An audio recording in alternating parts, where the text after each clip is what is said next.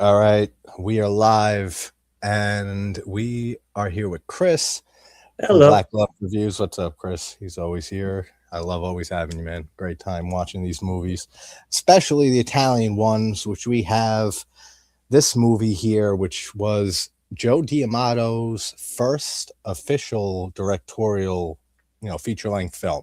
He did a lot of, finishing movies for other directors, kind of like Bava did. And then he did this movie, and I think this is the first and only movie that he used his actual name for the director credit. Right. His name is like Artistide Massa, something like that. But Joe D'Amato's his name, the stage name or whatever alias that he took over, and is most well known by. But this is an early like Giallo esque, but it's not a straight Giallo. There's like a lot of supernatural stuff in this movie. It's like a Gothic horror film with some aspects of Giallo and aspects of Edgar Allan Poe. Oh, I'm all for it. There's a lot of influences in here. So it is it's on Plex, it's on Tubi, it's also on YouTube multiple times. What's up, Keith? What, you don't invite me to Giallo watch it? Well, because I always try to keep it to like 2, maybe 3. The only Ginja might join just because it's rare for him to do. But if you want to hop on, come on, man. I'll drop the link. I watched this earlier today, this morning for like I couldn't remember if I saw it because I really like Joe D'Amato's 3 big movies, his most popular ones and his most controversial and well-known, which would be Beyond the Darkness from 79, then Anthropophagus from the next year, and then Absurd from the year after that. Yeah, those absolutely. movies are classics in their own right, in that, Italian horror especially. I love those 3 movies, but I never dove much into his vast filmography because, like I said backstage, he did like 100 and something movies, kind of like Most of them are all video Jess nasty. Franco. Yeah, kind of like Jesus Franco, how he did a lot of shit too. Oh yeah. Yeah, what up? What's up, Ginja? Hey, Jason. What is cooking? Keith, do you want to hop on too? Since Ginger's on, we'll have like a whole little hangout before, and we'll talk a little D'Amato before we start this movie. How you doing, Ginger? What is I say, how it is. It's rare to get our Aussie friend on for a yeah, it's always great to get Jason on here. But hop on, Keith, if you want. We'd love to have you. Hold on, let me put the thing in there. But yeah, this movie, I didn't remember if I saw it or not because I only saw like maybe 2 or 3 other movies by D'Amato. And I didn't really care for the other 2, and I don't even remember what they were. So I couldn't remember if I saw this, and I don't think I did actually as it was playing out. But I did really enjoy it. It's a very surreal movie. It's very weird, like more so than your usual Italian horror movie. It's just very Gothic, and then mixes in a lot of, like I said, Edgar Allan Poe, and very reminiscent of Bava and early 60s Gothic horror, but with some Giallo stuff thrown into and a lot of Giallo aspects.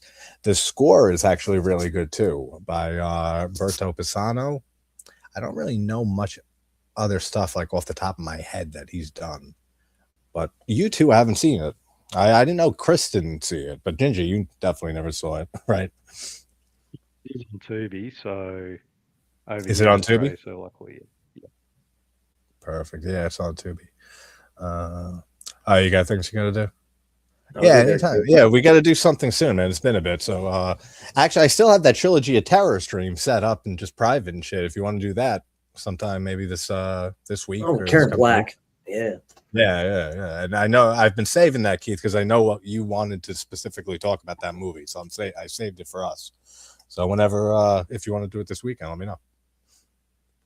But I hope you're working on something cool, man.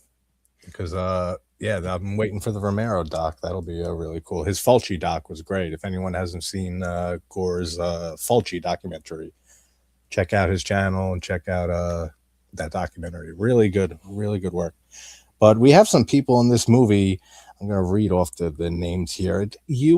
Allin, is that how you say her name?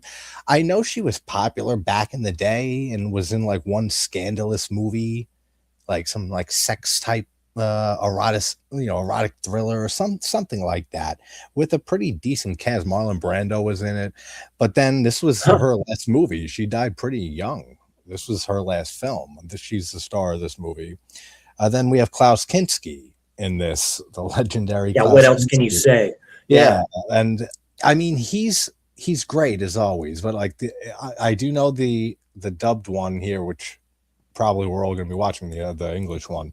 It's not his voice dubbed in. Somebody else voiced. Oh, really? Oh, that's hilarious. Which is common with with Italian movies. But it really is. They did it with Christopher Lee. So. Yeah, exactly. I mean, they do that a lot, but his man, but he doesn't have a big part. That's the thing. He got like star billing, but he's maybe in the first half of the movie or less, and then he leaves. So I mean, he's not in much. Then you have Luciano Rossi, who's been in a lot of giallos and Italian movies. I recognize the name. I think he was in he was a police officer in City of the Living Dead. I know that because that's one of my favorite movies.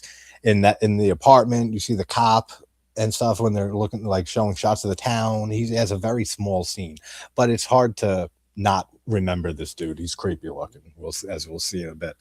But then we have, what's the other person? Shit, I usually remember. There was one other person. Oh yeah, I always forget how to say his name, so good thing I looked it up anyway. But he is in my favorite Bava film, the lead in it. Where's his goddamn name? He is in Kill Baby Kill. Giacomo Rossi Stewart. That's it. That's it. 3 names too. Giacomo Rossi Stewart. He plays Dr. Herbert in this movie, but he is the lead in Kill Baby Kill, which is my favorite ghost story movie. My favorite Bava film. It's in my top 10 movies. I fucking love that movie so much. Hey, what's up? Let's go through the chat quick. What's up, man? How you doing? You up to 2019? Cool, man. You're really getting close, and you've been doing it a while too. Hey, what's up, Phil? Good to see you, brother. How you doing, man? He's saying hey to Ginja, hey Gore. Everyone's saying hey. Cool.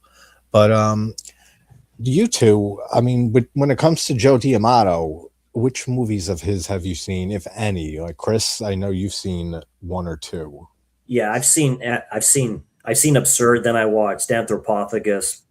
After that, I love both of those. Yeah, other than the video nasties, so literally, Absurd is a Halloween 2 knockoff, and Anthropophagus is a Friday the 13th knockoff, and more of a Gothic, and that had Tisa Farrow in Anthropophagus. Had Tisa Farrow in it. The late that was her real like other movie, like big cult movie besides Zombie. City of the Living Dead in this one.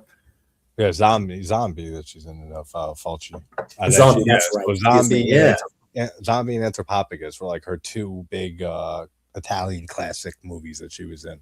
But Ginja, have you ever seen a Joe D'Amato movie? Have you ever seen Absurd or Anthropophagus? Beyond the Darkness? I've seen those 2, like Absurd and Anthropophagus. I have not seen. Okay. And I'm actually considering doing them for a Trashy Tuesday. So, you definitely. Zombie 5, Killing Birds. Dude, I've never seen those. Oh, I forgot. Did he do that? Yeah. I know, Ginger. You did Zombie 3 a while back, right? Didn't you Zombie 3? And you did you do Zombie 4? It was Zombie 4 or Zombie 3. It was one of I mean, they all merged. They do. After 2, they did. After Zombie. Yeah, I mean, Fulci Zombie and Zombie. He was involved in Zombie 2. He got sick though. But yeah, I mean, looking through all of his films, like there's a few that I've seen that I won't mention on here because he did a lot of he did actual pornography, hardcore. He did erotic thrillers. He did westerns. He did knockoff like a lot of the he did a couple of those. knock off Conan the Barbarian movies and Well, like one of the those ones types that I of did genres. was he directed under a different name, Steve Benson, Yeah. which was Endgame Battle. It's like a pen name. Oh, I've heard that name. Yeah, I've heard that name. it's like a bunch of it's a fun movie. Like it's like post World War II, set in the Bronx, of course, and it's oh, I've heard of that one. It's post-apocalyptic, right? Yeah. That I don't think I definitely didn't see it, but I've heard of it. I know what you're talking about. I'm trying to bring up his filmography quick, just to, like, look through it, because you're gonna bring up his filmography. Nuts. You're gonna be going through it for ages, man. I'm saying that's what I was saying. Yeah, no, I want to see if it says how many movies, because I think it's almost 200. I was telling Chris backstage, because I compared him to like Jesus Franco, who's done like 170 or 200 movies or something like that, and I think he gets compared to him, every now and then. I mean, they have a very similar, I guess, mindset of what films they make. They do, genre, and very low budget, and they know how to knock it out quick. In more ways than one, I'm sure. One thing one thing that this movie does have that's really good, the cinematography is really good in this movie, and he's a great cinematographer, D'Amato. He started with cinematography and I think a few other things before he started directing. And the cinematography and the way it looks and the surreal feel to this movie, that's like probably the best thing about it, because he started working in like the 50s or something like that. But where's his filmography right here? I think it says how many. And he used different names for some reason. Joe D'Amato isn't his real name. I'll find. Yeah, I got it close. Aristide Massachesi. That's his real name. Jeez. And he only used his actual name for this movie as a director credit. So this is the only movie officially as a director that he's under his actual name. I wonder why. That's weird. But then he had a few different Ariston, Massachusetts, and then Joe D'Amato, I guess, just stuck. But he's done. It even has a separate page for how many movies he's done. So he's done so many. But the three ones that I think are his best, even I won't go as far as call them a trilogy, but like 3 back-to-back films that are pretty, comparable in style and how gory they are and video nasties. And it's the 3 that we mentioned with Beyond the Darkness, Anthropophagus, and Absurd. But this one is a very interesting one. So when you guys are ready, and anyone in the chat who wants to watch along already, let me know. You guys ready? I'll do the countdown. Sure. You ready, Ginj?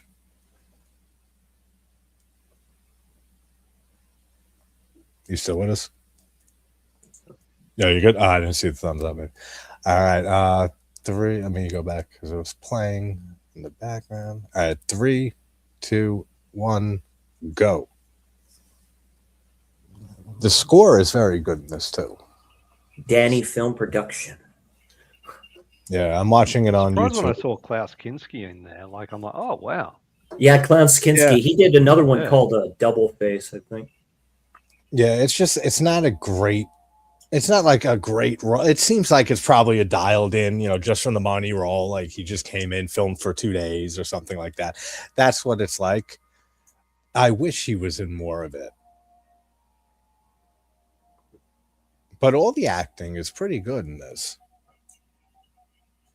And there are those few regulars that you see. But it's a very confusing movie.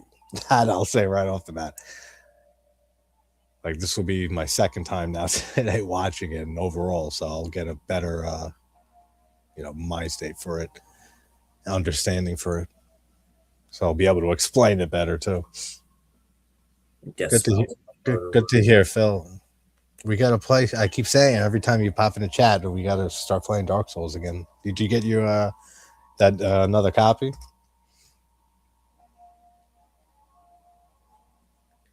Oh, Ginja, how do I sound and look and stuff? I asked Chris. I'm on my new laptop. Kind of looks a bit black and white. Yeah, that's that stupid fucking auto feature I was telling you about, how it like auto enhances stuff, so it looks like washed out a bit. But like besides that, I don't know. I gotta mess around with it still. The quality of the video is fine, but yeah, I wanted just to avoid the Wi-Fi issues and shit, which I think was just my laptop too getting old and the Wi-Fi. So this I haven't had any issues with really. It's been raining throughout the country too in some spots too. So yeah. maybe... Well, the last time with our last stream, Chris, when we did the Lenzi movie, the first like half hour, my Wi-Fi was all fucked up and I'm frozen like the first half hour of it. That's why I wanted to use this too, the new one. Mine does it too, and I've been on some other streams, freeze up and stuff. It's so annoying. So we got this woman who's dead. I found the eye move a little bit. Yeah. And then you got her. That's her brother. Interesting angle. Yeah, there's a lot of eye shots, typical of like Italian stuff. Then, but a lot of cool angles. This has to be the Tubi one. Has to be the Arrow transfer because I know Arrow released this. It's out of print, but yeah, that's a good transfer. Yeah, that's Luciano Rossi, playing the brother. He's that's the one I think is. I'm pretty sure he's in City of the Living Dead, the cop in that scene. They took me from brother. Good, you're right. It's a very good score. Like right, like it has almost like an Ennio Morricone type feel to it. Ooh, yeah, that's good. There's a lot of weird shit in this movie. Like they're brother and sister, but there was like some type of freakiness between them at some point, which is, I think that's like the second or third movie of D'Amato's that has some incestuous shit in it. Don't touch me. There's a lot of these like because you learn a lot more as flashbacks, like as the movie goes on, to explain some things. Because it is a little confusing. It's not that confusing, but just because of how surreal it is too and dreamlike, that adds to the confusion at times. Oh yeah. But yeah, I love the score. And brother, sister. Yeah. Love going on.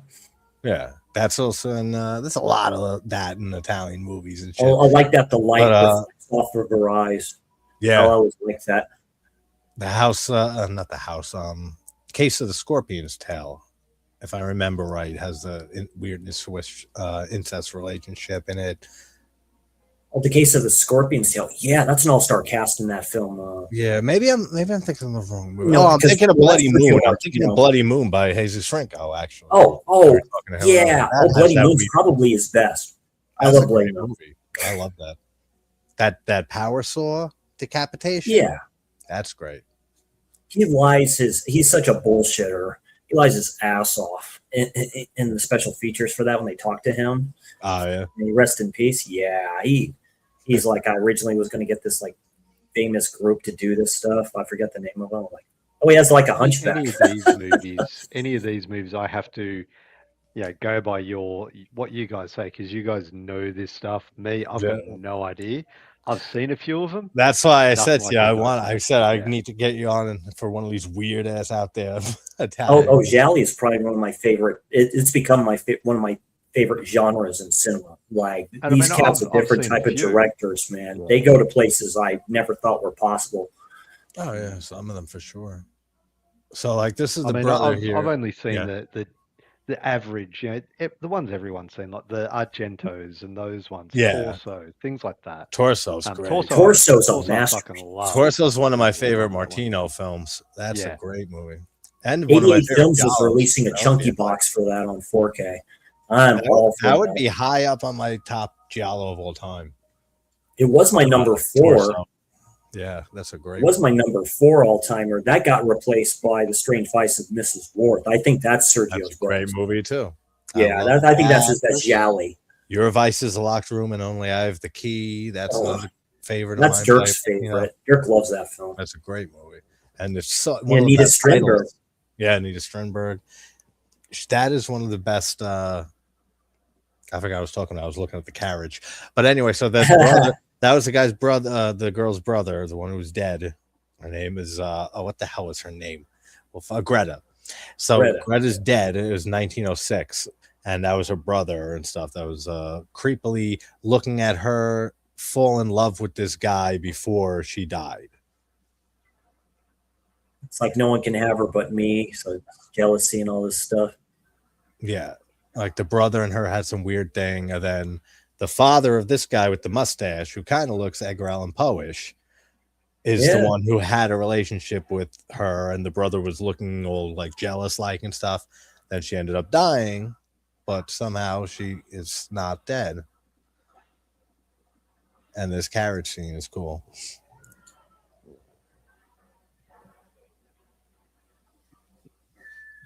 You can see it already. It's like really beautifully shot. Yeah, framed right. Well, everything. The intestines It's there. funny. They use real intestines for all the intestine and like guts and stuff in the movie.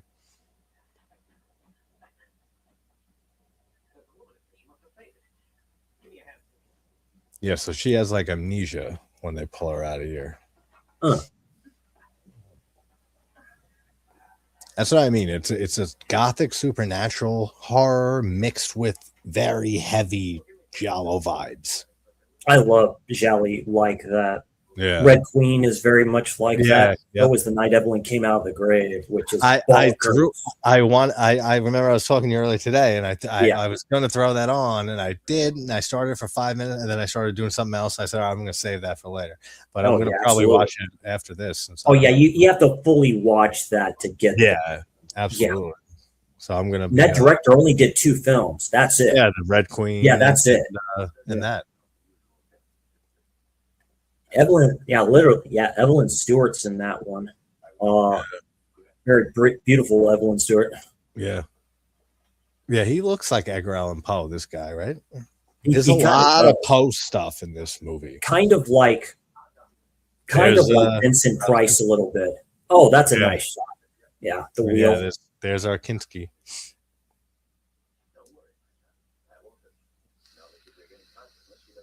Kinski never changed his appearance either. As he got older, he still looked the same. Yeah.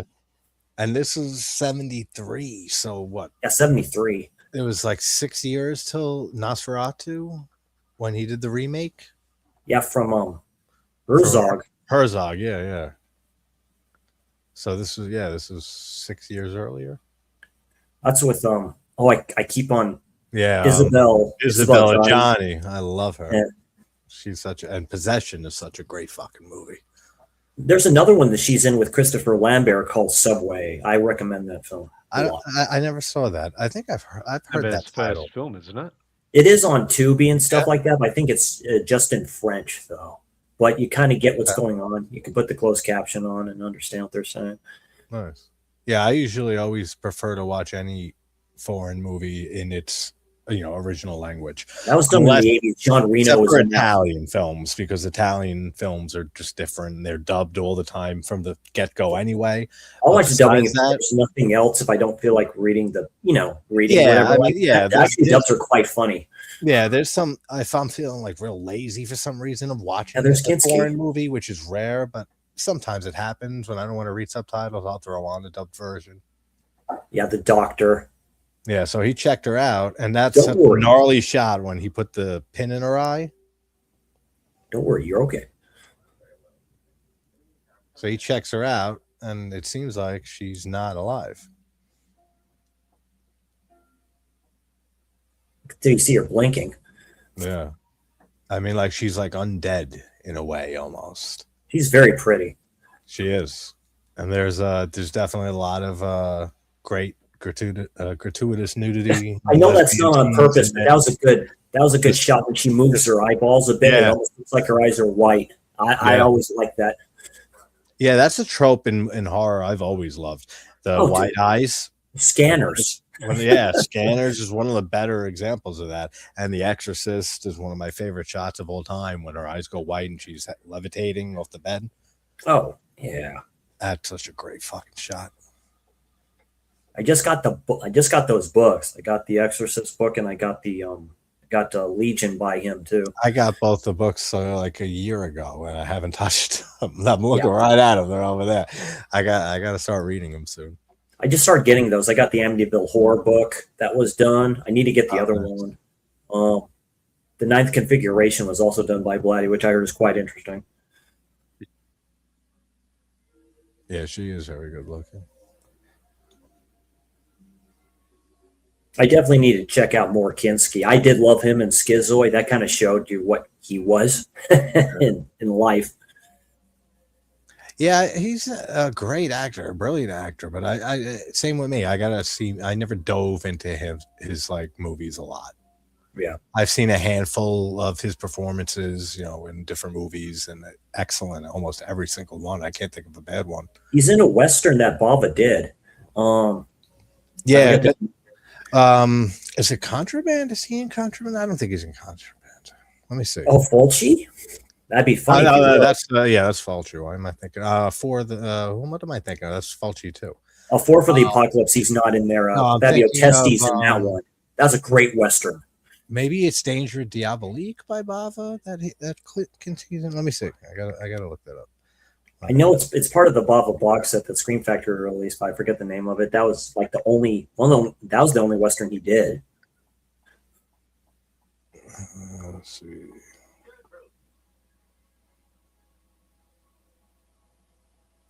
No, they didn't make any films together. Okay. Says there is misconceptions about it though. It says while Mario worked within the same that genre and stuff in the late 60s, early 70s, they didn't make a film together as director and actor. Kinski appeared in similar films with similar stylistic sensibilities and worked with directors often compared to Bava, but their paths did not directly cross on set. I'm trying to see what other one that comes up. Maybe this movie actually is one of the reasons, because this is an Italian close to Giallo, because it even brings that up as examples. Death Smiles on a Murder. Kinski does this in most of his films. He'll watch the woman get undressed. That was almost a trope that he did. Well, he was kind of controversial. He was extremely controversial, right? He was a pretty fucked up person in some ways. No, he was in Schizoid. He was effing the actress that's in there that plays his daughter in real life. Oh, he got in deep shit. Damn. Well, his autobiographer, when he was doing his story, basically said that, like, in certain films, if I was making love to an actress in a film, I'd be pretending I would be making love to her. One of those things. So. Yeah, it'd have a weirdness to him. That pendant here that she has, that Kinski's character, he's a doctor. He's like a mad scientist in this, and he's been trying to figure out how to revive the dead. Basically, there's like kind of some Reanimator stuff. Reanimator was a Reanimator. Yeah, like I said, he would have made a great Victor Frankenstein. This is close to, like, there's some stuff in here that reminds me of Reanimator, especially just because Liquid 2, like he uses like a liquid, a green liquid, and it's the green, just like not as fluorescent and neon as a Reanimator, but it's close. So I wonder if Stuart Gordon was a fan of this movie or saw it or anything. I mean, it's not like it's unique to this movie. Film. The story is more Gothic wise. This is a cool shot right here, Chris. You'll like this. There's some crazy eye shit for you. I'm at 15:20 or so. Is that where you guys are also at? Because no one got ads or anything, did we? It had to load up and stuff like that, but I'm getting to that point, so no big issues there. You see that, Ginger, with the needle through the eye? The way he kind of looks at her, Yeah. They do that in Jelly. That's cool. That effect, though, that eye effect. Like he's testing to see if she's dead or responds, and he puts this little needle through her eye, and close up of it looks really cool. And those veins just sticking out of his big forehead, like I have. Oh, okay, yeah, that makes sense. Just looking through his you're looking through like stuff on him. Yeah. Yeah, he's an actor. He's very interesting as a man, as a person. I mean, despite I don't even know much of his controversies and stuff, except for what Chris said and like some other shit. He's like a Ray womanizer. Howard did a book on him, which I need to check out. Yeah, he's a director. I need to watch more of his filmography. But I do love him in Nosferatu.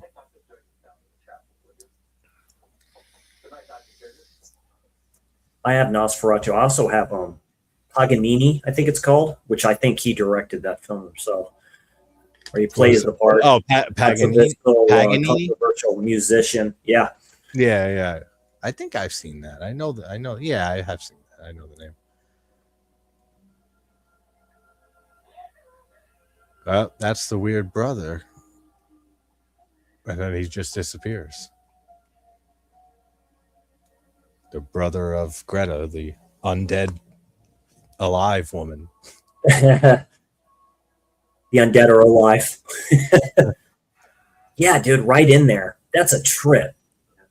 Oh, you got the eyeball scene? Yeah, that's cool. That's a trip. That almost looks like it's real. That's a trip. So that's a great camera angle to your It's point. really cool how they did that. And it's not like, because it's not like a gore scene or anything. Like he's just testing. Yeah, he's like, testing. Compared to like Fulci and New York Ripper, or like with that. She's all smiling at him and stuff like that. She's all like, yeah, man. Yeah. And she looks damn good like that. Now we got the coffin downstairs he's looking into. Because, yeah, his character has been trying to figure out like a formula for kind of like Herbert West or like Frankenstein, like we said too. But specifically, he's been trying to find this like formula for immortality to bring people back from the dead. So I think now he's going to try it. Because that pendant that she had on when they first found her has the year 1906 on it, and it has a bunch of symbols on it. Incan symbols, I think. Oh, nice. Like it already. Yeah, so it's like a ritualistic type or like ancient spell or something of bringing the dead back to life. Kind of like Blood Feast. Like, Blood Feast. Like that's kind of similar, like with the whole like ancient spell type thing, like being used to bring someone back. We're going to have except he sacrifices and that, but yeah, same type of thing.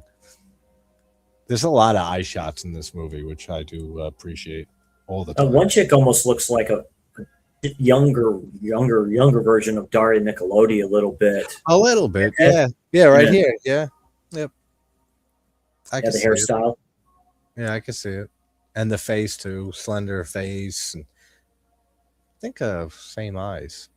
I don't know what color. What color is Daria's eyes? I think they're brown. Right? Could be wrong. See, there's some good tension in some of the like this scene here and stuff. Because I was reading up on the movie earlier today after I watched it, and somewhere said that D'Amato said that he doesn't think that he is good at building tension, so he just never really like tried much. But I think there's some good suspense in this movie, because he did kind of start relying on like the real over the top gore and stuff, like with those popular 3 we talked about. It's Purdom. But this one's very restrained, but still has his over the top gore to it too. Right, JT. I do love the Gothic atmosphere of this one. I've really gotten into the Gothic type films wise. It just really, when it works good, it works good.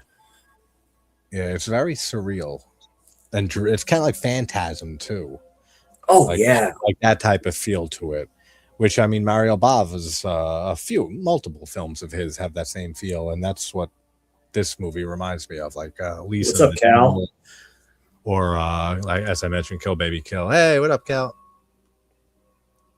Look at those slashes. What are you doing, man? What are you up to? It's good to see you, Cal. As always, brother. We are watching a crazy Italian movie. Gothic and Klaus Kinski.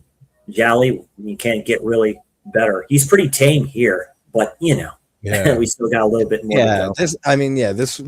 His whole participation in this movie and his role, like I said, kind of feels like a paycheck. I mean, he just wanted. Well, that's what it usually was. Usually, it was all about him, mostly for the most part. Oh, with him, was he like big money? Yeah. Oh, yeah. Oh, okay, that makes a lot of sense, though. He calmed down more towards the end. Yeah. You know, he had his villa up in like the mountains somewhere and stuff, and you know, that happens usually. You look back at everything, you're like, yeah, maybe I probably could have done that differently.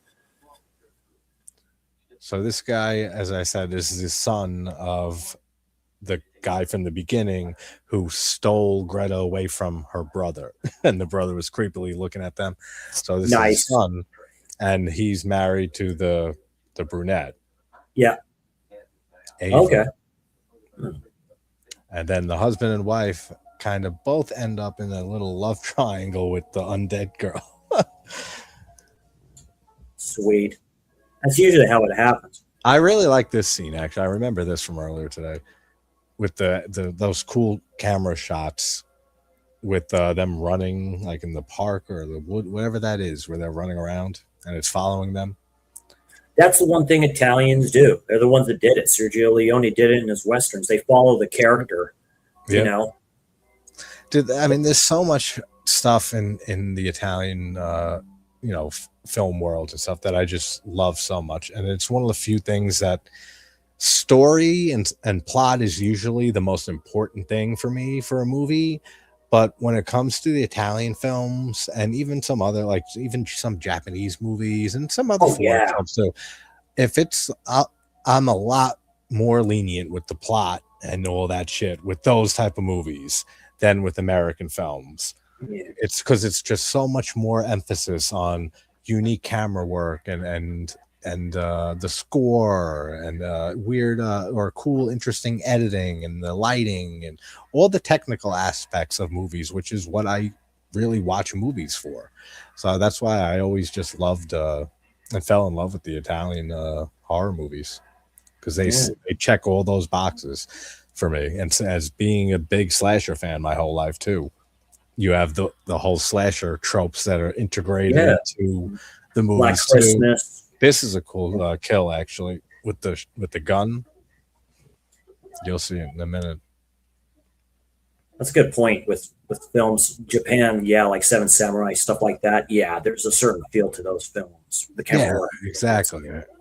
There's certain films from certain countries and or genres and stuff of film from other countries that just have tropes of their own, just like American films do, or they highlight and or zone in on certain aspects of filmmaking more so than others. And the Italians just nailed the whole stylish look to their horror movies and over the top gore. Yeah. I mean, I recognize the actor playing the butler. I've seen him in other things too. All of them, for the most part. I think I've been in at least one, a movie from one of the big several, dozen directors. Dozen more of them.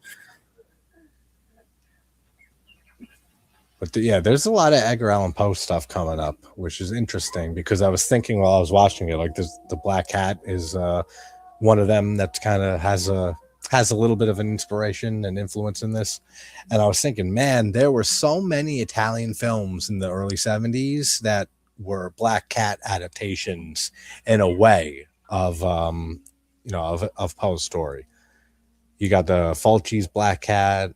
I mean, that was in the 80s, but still. Your Vice. You got Your Vice is the other one. Your Vice has the better ending than Black Cat. I'll say that.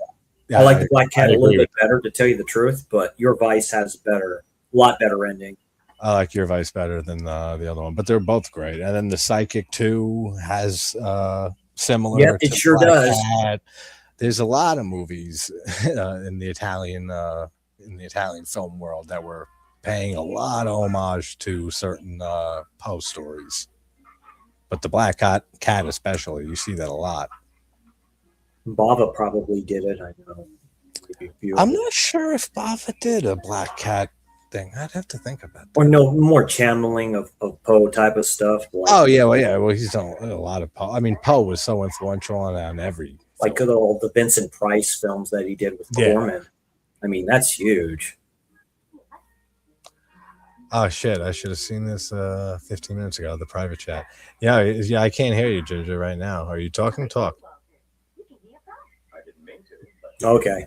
Yeah, I'm just watching full screen. No, I can't hear you. Hold on. I'm going to type private chat.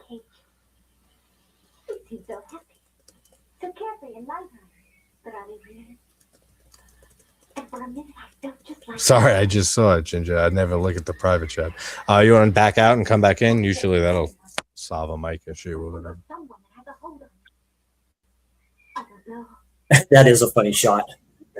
When she gets shot with the double barrel. That is pretty yeah, right? Good. I don't see that a lot in Jelly. Yeah, we're trying to get Ginger back activated. Yeah, you don't see, right? You know, like a gunshot kill. You don't see that often. I said the same thing when I saw it. And the parrot is saying her name. Greta. Greta.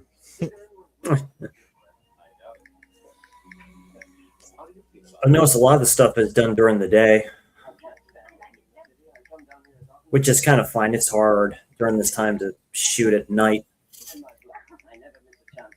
Yeah.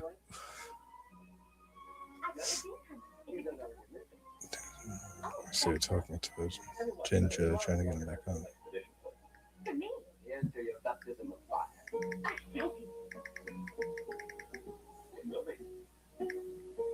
Oh, he has all the stuff in the mason jars. Oh, yeah, you're right. He has like some interesting writing, like hieroglyphics on the chalkboard.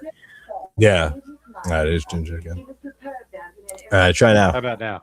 Yeah, definitely. Right back there. For a while, I was like, maybe he's just focusing on the movie and wasn't talking much. Then, like, I looked over and I saw a private chat with a message, and because I never look over there, and I said, "Oh shit!" I said, and I looked, and I said, and I saw your message. I said, "Oh, that's why he's not saying anything." Been talking, and it's like, oh, yeah, because you were ignored. Yeah, I was hearing you whenever that started. Doing good, man. Yeah, we got Ginger back. What are you doing, Cal? How's everything been with you, man? Hopefully well. There's Red Mask of Death influences in this too. Oh, I need to and Cask of Amontillado. I never got like huge into Poe. Oh, the flipping parrot. His famous, that probably talks. I know well enough. Yeah, it's a mean bird. Parrots are mean. I love the style too of the way they're dressed and stuff, because this is 1909. Yeah, it's like the start of the new century. Yeah, she died, Greta, in 1906, or died, quote unquote, when we see at the beginning. Passed.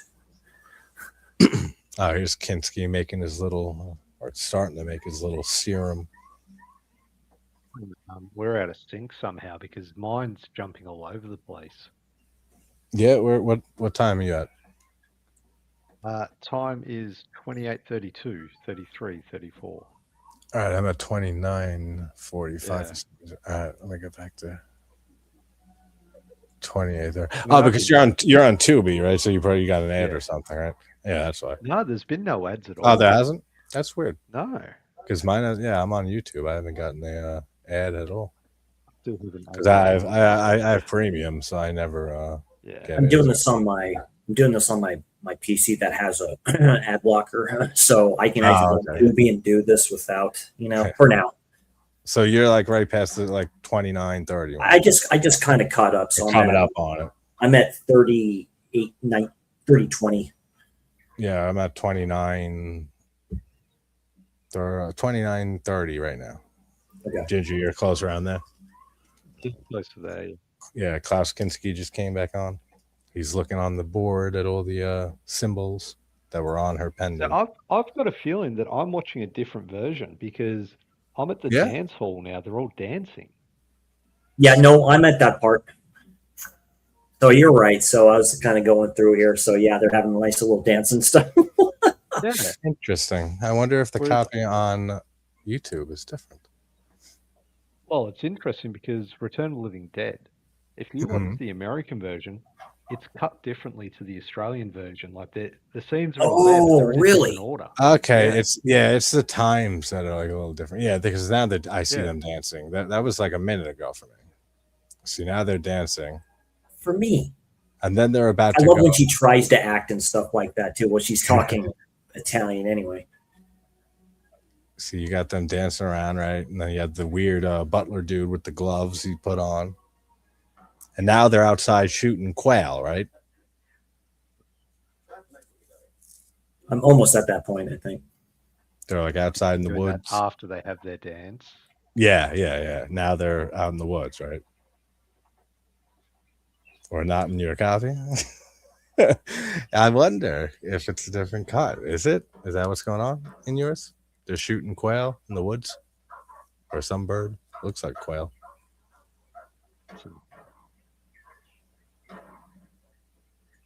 Yeah, no, they are. Yeah, they have like the little dogs and stuff like that going after them. Then it goes to Kinski. Different versions. It must be, right? Because what happened after the dance scene for you, Ginja? Yeah, it's a bit long for the dance scene. Dancing. Oh, they're still dancing, huh? There we go. Now they're shooting. Okay, all right. Now they're shooting. It's all right when they're shooting is when we get delays. Yeah. All right, cool. They're outside shooting quail for everybody, right? Birds and shit are dying. Alert. With their hats, the one that's in the feathers future, in and them. JT's in the future. I know, right? Yeah. Sure. The roles have reversed. All those funky feathers and stuff. Now women are looking at each other weird. Back in the swing of things.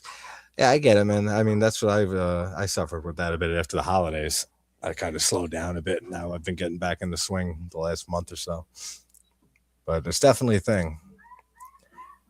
No, yeah, it's not a different cut. I don't think we're just all over the place for some reason. It kind of happens because this is press play at the same time on this hour and 32. 31, 38. Yeah, I saw that version on YouTube too. Hour and 31, 38.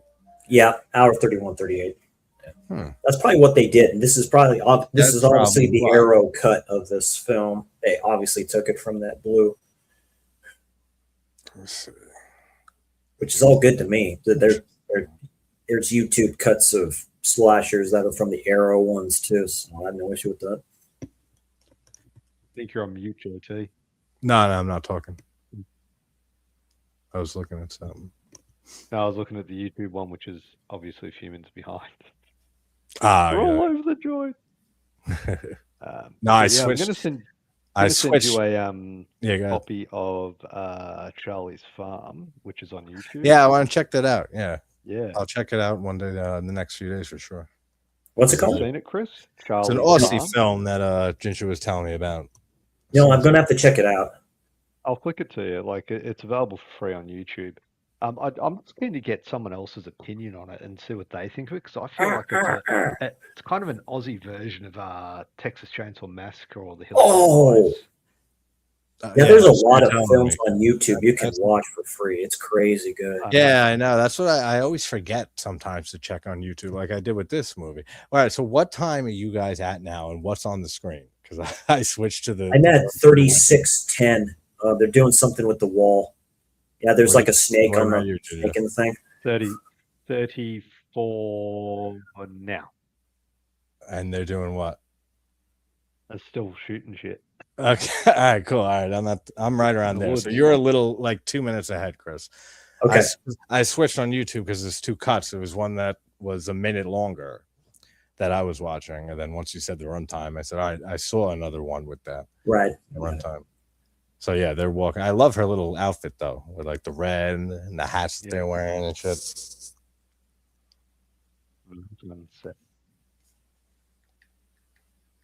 Guy's got monkeys and everything. Those are probably his in real life. That'd be funny if they were.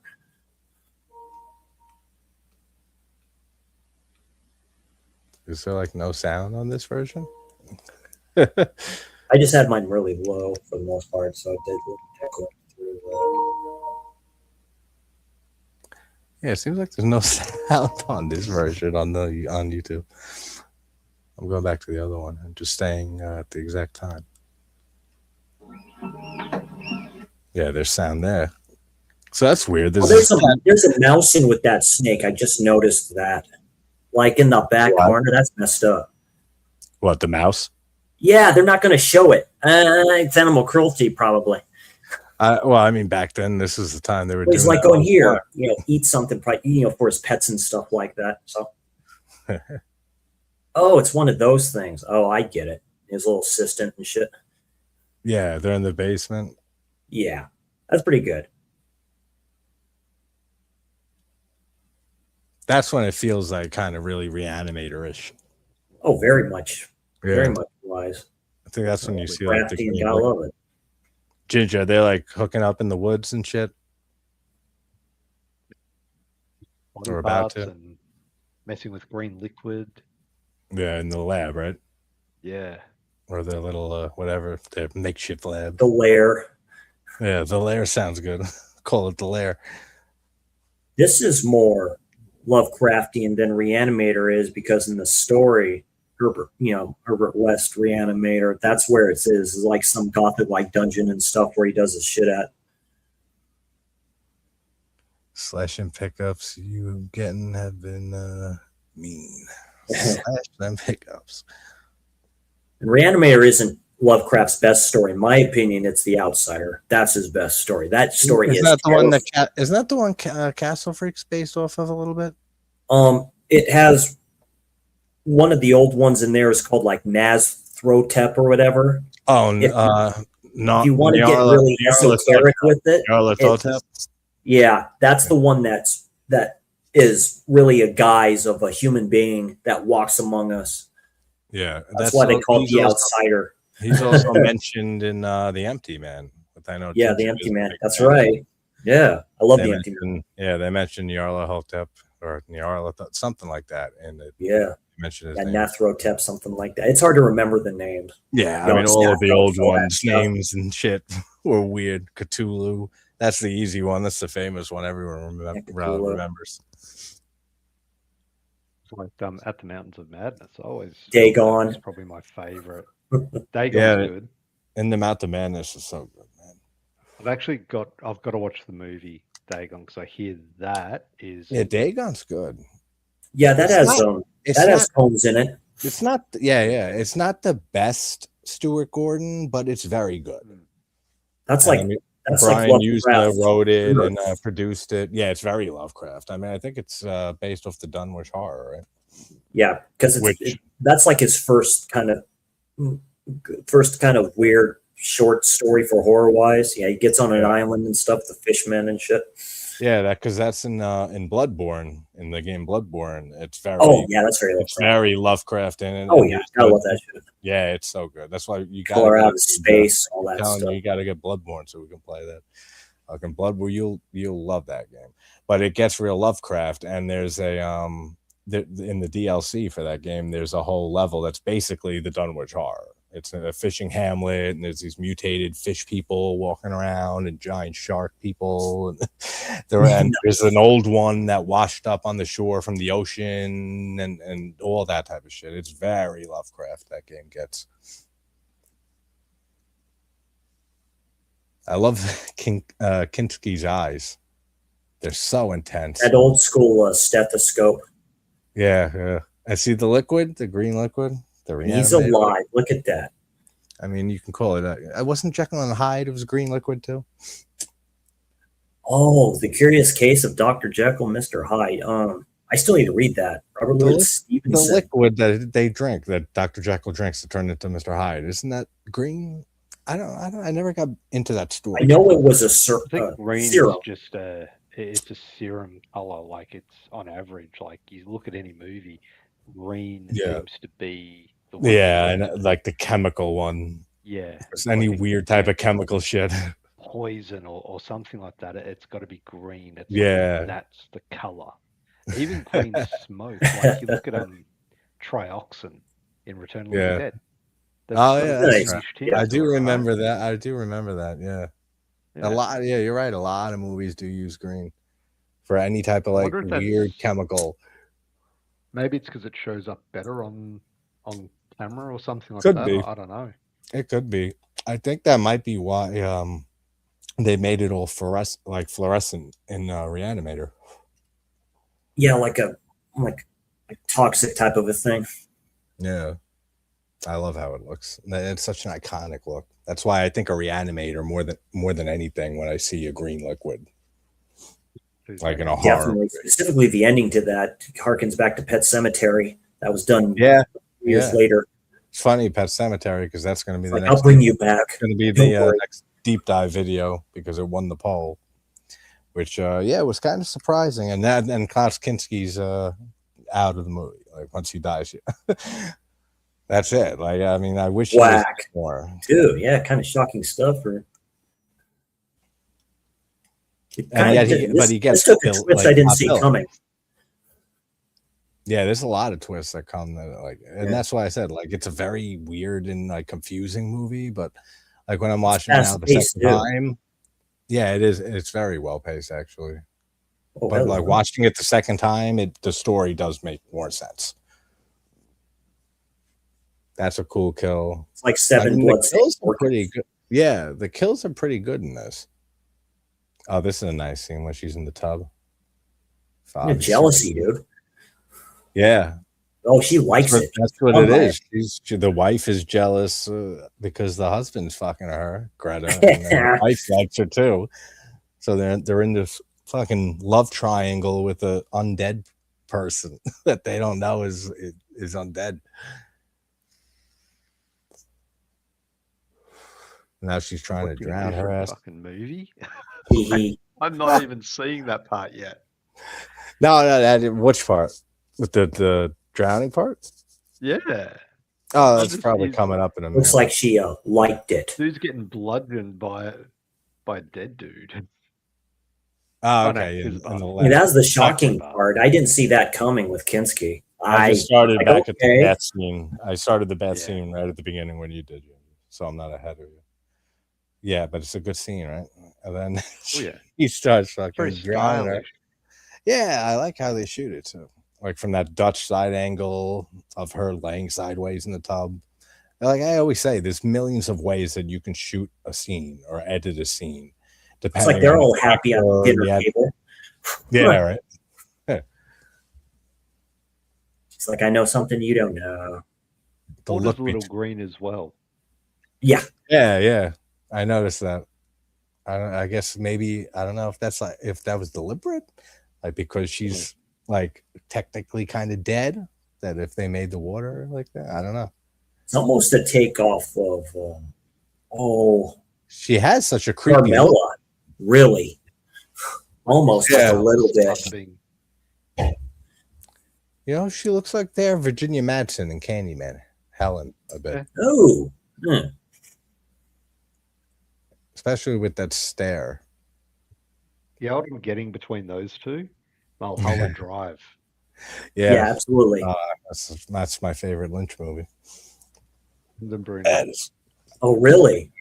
What's her name? I always forget her name. Herring. Naomi Watts. Naomi Watts. Laura Herring. That's it. Yeah. Yeah, Laura Herring. I always remember her last name. I always, for a second, forget her first name sometimes.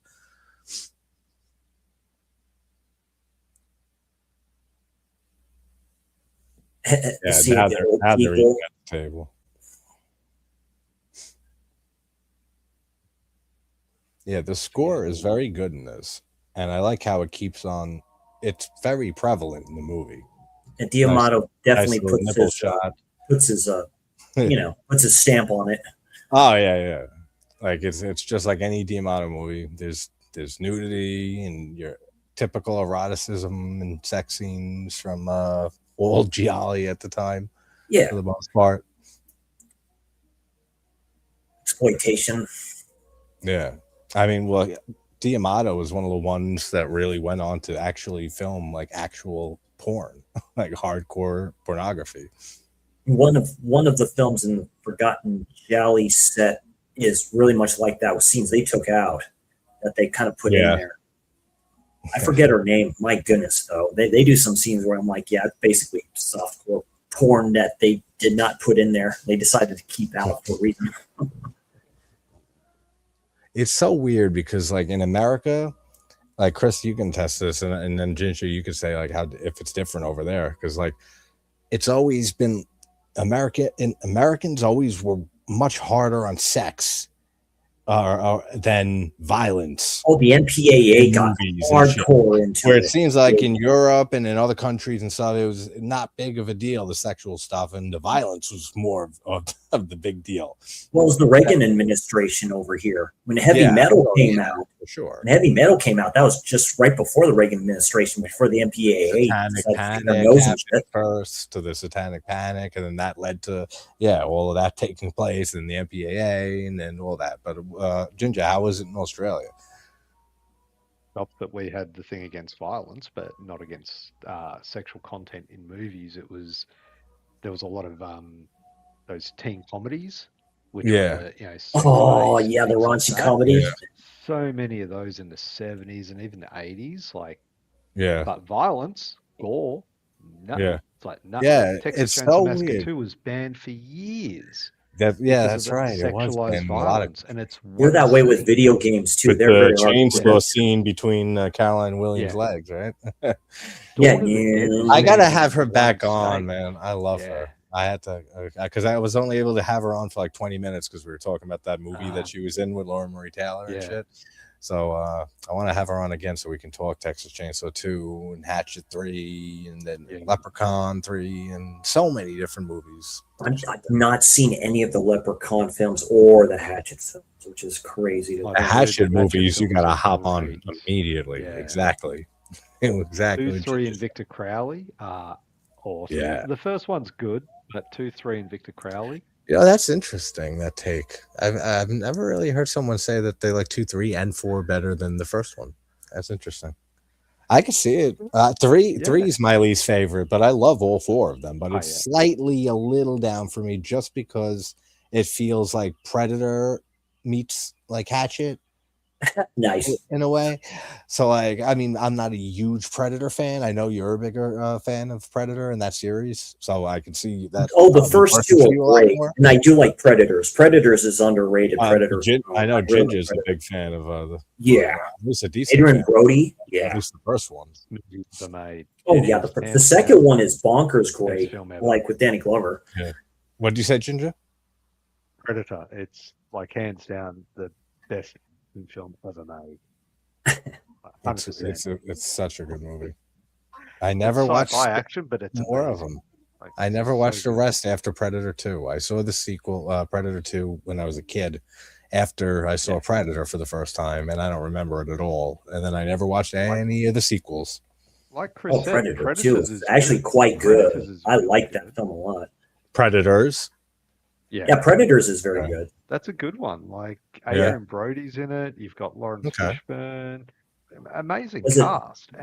What's his last name? Is Grace. He was in that 70s show. He plays character. Yeah. Nice.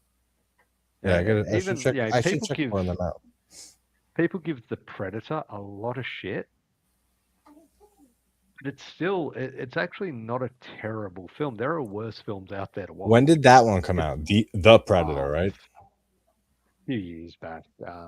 It's the one that got a lot of shit because it was sort of had an comedy, sci-fi comedy vibe to it instead of being such a brutal. Yeah, Olivia Moon is in it. Yeah. Okay. Great cast, but like I said, there are worse films out there. That's why I kind of understand why they had to do something new with Prey and then Badlands after that. They had to do something new, and Prey was great. People don't like it. I gotta watch Prey, Ginger. You've told me that. Prey was really good. Yeah.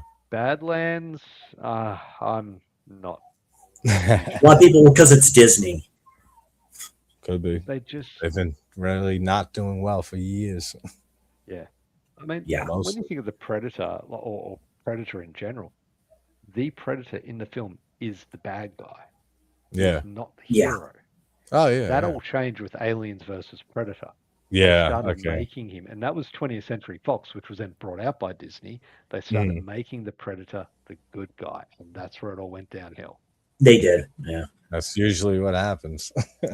I mean, even look at on Elm Street, like when they started making Freddy more friendly and like Freddy. wisecracking and shit. Like it kind of for me, and I actually like the Dream I know Child if Cal's too. still here, Cal will stick up for those last few.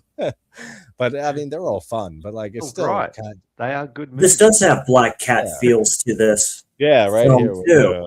Too. Ava, the wife, ends up being jealous after seeing the husband. Yeah, it's very Edgar Allan Poe. Look at this. Yeah, this seems to be a trope. Yeah, exactly. This is like in The Psychic. This is in Your Vice, right? This is in Black Cat. This film. Dario Argento's in well, people don't really like that one either. Two Evil Eyes. I like Two Evil Eyes. And with Harvey Keitel. I always, he didn't want to. He had in his contract for that movie, right? Because you know when he gets he loses his head, and he's in that sequence, he gets his head chopped off, and he was so freaked out by the prosthetic head, the fake head of himself, that it was in his contract that he couldn't be anywhere near his head, his fake head, because it was freaking him out so much how accurate it was and how real it looked. But I always liked I haven't seen Two Evil Eyes in years, but I always liked that one. That's Romero and Argento. Trauma, Romero and Argento. And then Trauma I always liked. Trauma's terrific. Yeah, I always extend, because I always say, you know what I say, from Bird with the Crystal Plumage to Opera is probably the greatest streak of releases by a horror director ever. 9 movies. Then I always kind of extend it to Two Evil Eyes and Trauma, because I feel like those get kicked off a lot and they don't get appreciated enough. I'll give that for runs wise. Sleepless, you can put on that list from him. Yeah, Sleepless is good. He's got some good stuff in his later years. I just haven't watched a lot of his later stuff more than once. Shit. Yeah, no, exactly. That's what I mean. Probably from Sleepless and The Card Player on. Like I've only seen I do like The Card Player for what it is. That was a TV film they did. Yeah. There's one that I never saw by him was the Hitchcock one. Do you like Hitchcock? Do you like Hitchcock? Yeah, I never saw that one. I haven't seen that one either. But most of his later stuff I've only watched one time, maybe twice, depending on the movie. Mother Dark of Tears. Glasses is a good one. I thought that was a return to form. He's getting there in age. I know. And I saw Dark Glasses when it came out, but I didn't finish it. Yeah. I saw the first half of it. Asia's in that one. I didn't recognize her. Oh, Asia. Yeah, she's in there. She's all tattooed up. Yeah. Well, she's had some crazy stuff happen to her. Oh, she sure has. Yeah. It's still in one of the underrated. Yeah, Land of the Dead. Underrated. Oh, yeah. Oh, Land of the Dead. Yeah, I like Land of the Dead. Yeah. I haven't seen that. John Leguizamo's in that one. Who else is in that? Yeah, that's right. I forget names. Dennis Hopper. Dennis Hopper. Simon Baker. Isn't Ving Rhames? Or no? He was in the Dawn of the Dead remake. Yeah, that's the Day of the Dead remake, which is my favorite zombie. Yeah, that's what I was thinking. An actor that was in both of those. Yeah, okay, that's right. Yeah, Dawn of the Dead is my all-time favorite. The remake is my all-time favorite zombie film. I love that film too. Dawn of the Dead 2004 is my all-time favorite movie. Dude, I know that is your favorite movie. Yeah, I love the remake. Actually, I don't know what it is. It's so good. I had it on actually on the background like 2 weeks ago. Really, it's the one you don't see in the original. They did in that one, and yeah, you're not taking my baby away. What are you all looking at me for? You know, all that shit. I was like, oh, it has one of the there's a cat openings leading to the opening. That's a Siamese. With the man comes around with Johnny Cash, when they're asking him what is it, a virus? We don't know. And we don't know what it is. We don't know. There's a man coming right in the broadcast. That's a great fucking opening, dude. Yeah, it's terrific. Because I remember when I always liked the remake, but I did have Dawn the original higher, even though that's my least favorite out of Romero's original 3. Three's is Day of the Dead is his best in my opinion. So that's what I've always easily. It's my 5th favorite movie. I mean, I love that movie. Of course, the original Dawn. Except for the 4 movies above it. Yeah. Which one? The original trilogy for me, if you look at it, I always like Dawn over Day and then Night. But recently, Day just has more going back quality. Oh. Yeah. It's such a great movie. I mean, it's they do a lot of Poe in this Giallo. I'm actually quite impressed. Yeah, right. This is where you see some the Red Death. Yeah. Or Mask of Red Death. Yeah.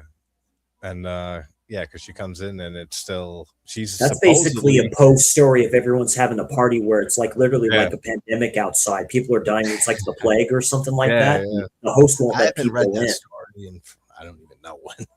I don't remember the last time I read a Poe story. I read a lot. I have like his a volume, one of those fancy like Barnes and Noble type ones of mostly all of his story and stuff like that. I need to check those out. Yeah, exactly.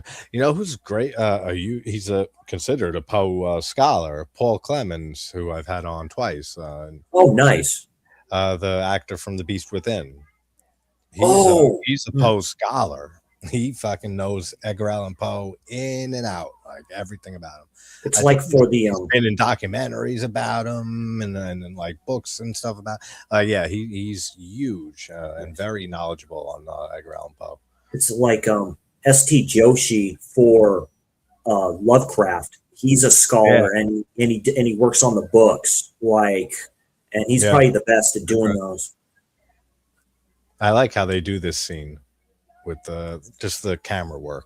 When like they're circling around and stuff, and it's filming from inside the circle, and they're dancing around, and then it's like it gets you kind of dizzy, but that's the whole point. Exactly. And I love the mask that she puts up. This one mask, because Greta is supposed to be sealed behind the fucking wall with the cat that Ava sealed her up behind. Yeah, because that was a Siamese cat that dude's all petting and shit. Yeah. And now I love that. How it'd be funny if the cat was named Satan, like in the Vice. Oh, that's right. Yeah, he is named that. I love that back and forth shot when Ava sees Greta takes the mask off, and you see that it's Greta, and it goes back and forth. Well, that's very going back and forth. Like it goes like flash back and forth between their faces. I love that. Oh, that you know what? The butler looks like Peter Bark. He really does. Like, come on. Dude, he does look like Peter Park. Actually, that's funny. I'm gonna think of that. Which honestly, like so far with a second watch, like while talking and everything and doing the stream, I would watch this more often than I thought.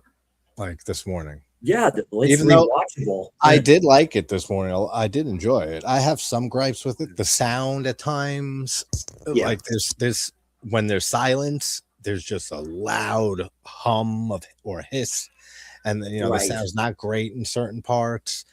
But there she goes, and how confusing it is. I mean, at first, but like besides that, I really enjoy this one. So this is 72, right?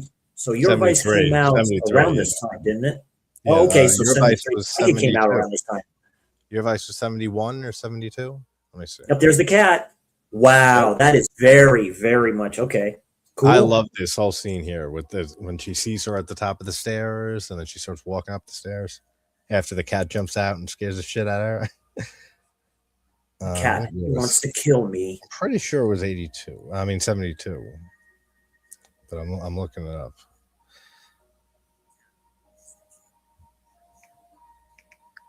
Your Vice is I like the red dress with the black cloak and shit. Yeah, it is 72. Real Red Riding Hood like. Yeah, I love that dress she wears and the hood up. Yeah, that's a really cool look. And apparently, like she's dead, but she's a ghost. But like, because she like can just fucking like. That's what I like about it. It's very paranoid. Yeah, paranoid. Like that's what Poe was great at, and that's what Lovecraft took from him. Because Lovecraft was a big, huge fan of Edgar Allan Poe. Oh yeah. Ginja, are you seeing the same shit as us? Or? I think so. Okay. With they're in the cat just jumped out then. Oh, okay. Nice. Yeah.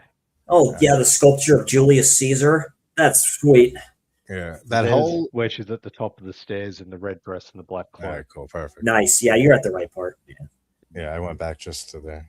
I don't want to say certain things going forward before Ginger sees it, or you guys both. So. Oh, nice. But yeah, like she teleports right there. Like she Yeah, was she in one spot teleports. and she ran up the stairs and she's there like in front of her. But I love that whole set. Like This is what kind of like true horror kind of is, you know. So well, yeah, they this is that whole Gothic feel that this movie has. In spades. It's a very. Are they paranoid? You know, that's the thing. It's like, are they seeing that or are they blind? Right there. When you see her real face in a sec. Yeah. Right around it happened just now, hopefully. I almost thought that was the brothers, to tell you the truth. What did you say, Ginger? Where she was waiting at the top of the stairs for all right. For her to come up and follow her, like just keeping her. Yeah, it's like this is a very suspenseful scene in a way, but like more so through the atmosphere and like the surrealness and just yeah. That's why I go back to when I read that D'Amato said about himself that he's not good at building tension. I don't get it. And I was like, what? They always say that. Stuff, yeah, there's 10 stuff. They always say that. Big 3 movies too. Absurd has some stuff in it. Anthropophagus has some tense scenes in it. But I mean, yeah, we're always our own worst critic. So yeah, of course. With Joe D'Amato as well. Yeah. Did you see her real face?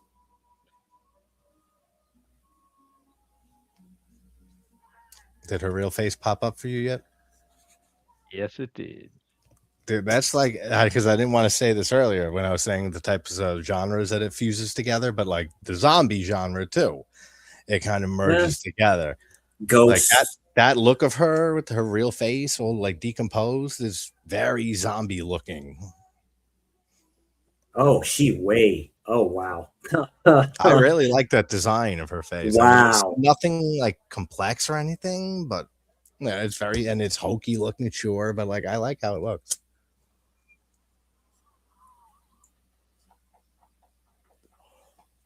Oh, that's right. And then she fucking dies.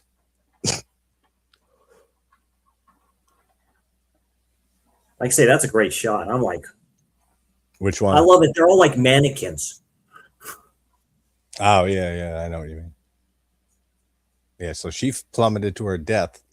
Yeah, she jumped, I guess. Took the leap. Yeah. I was like wondering, it's like, how'd she get that way? Oh, now I know. Yeah, she kind of fucking has this ghost woman or whatever she is chasing after her.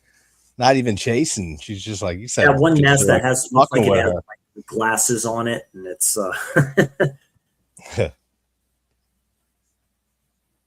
I love how they just like go around the circle and they all get like you get to see their reactions watching like the dead body on the ground. It's like a play. And they got some of them in their weird masks still. That's cool.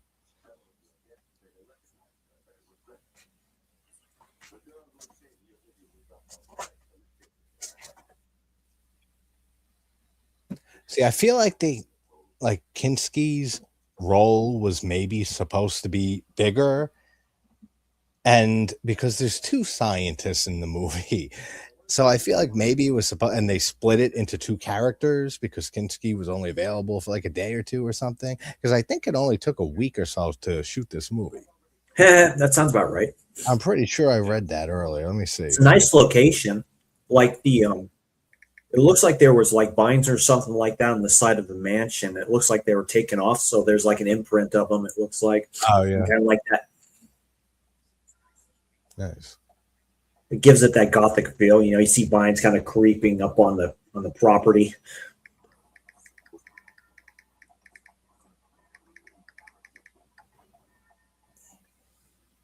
$7 to 8 days at most, 2 to 3 weeks.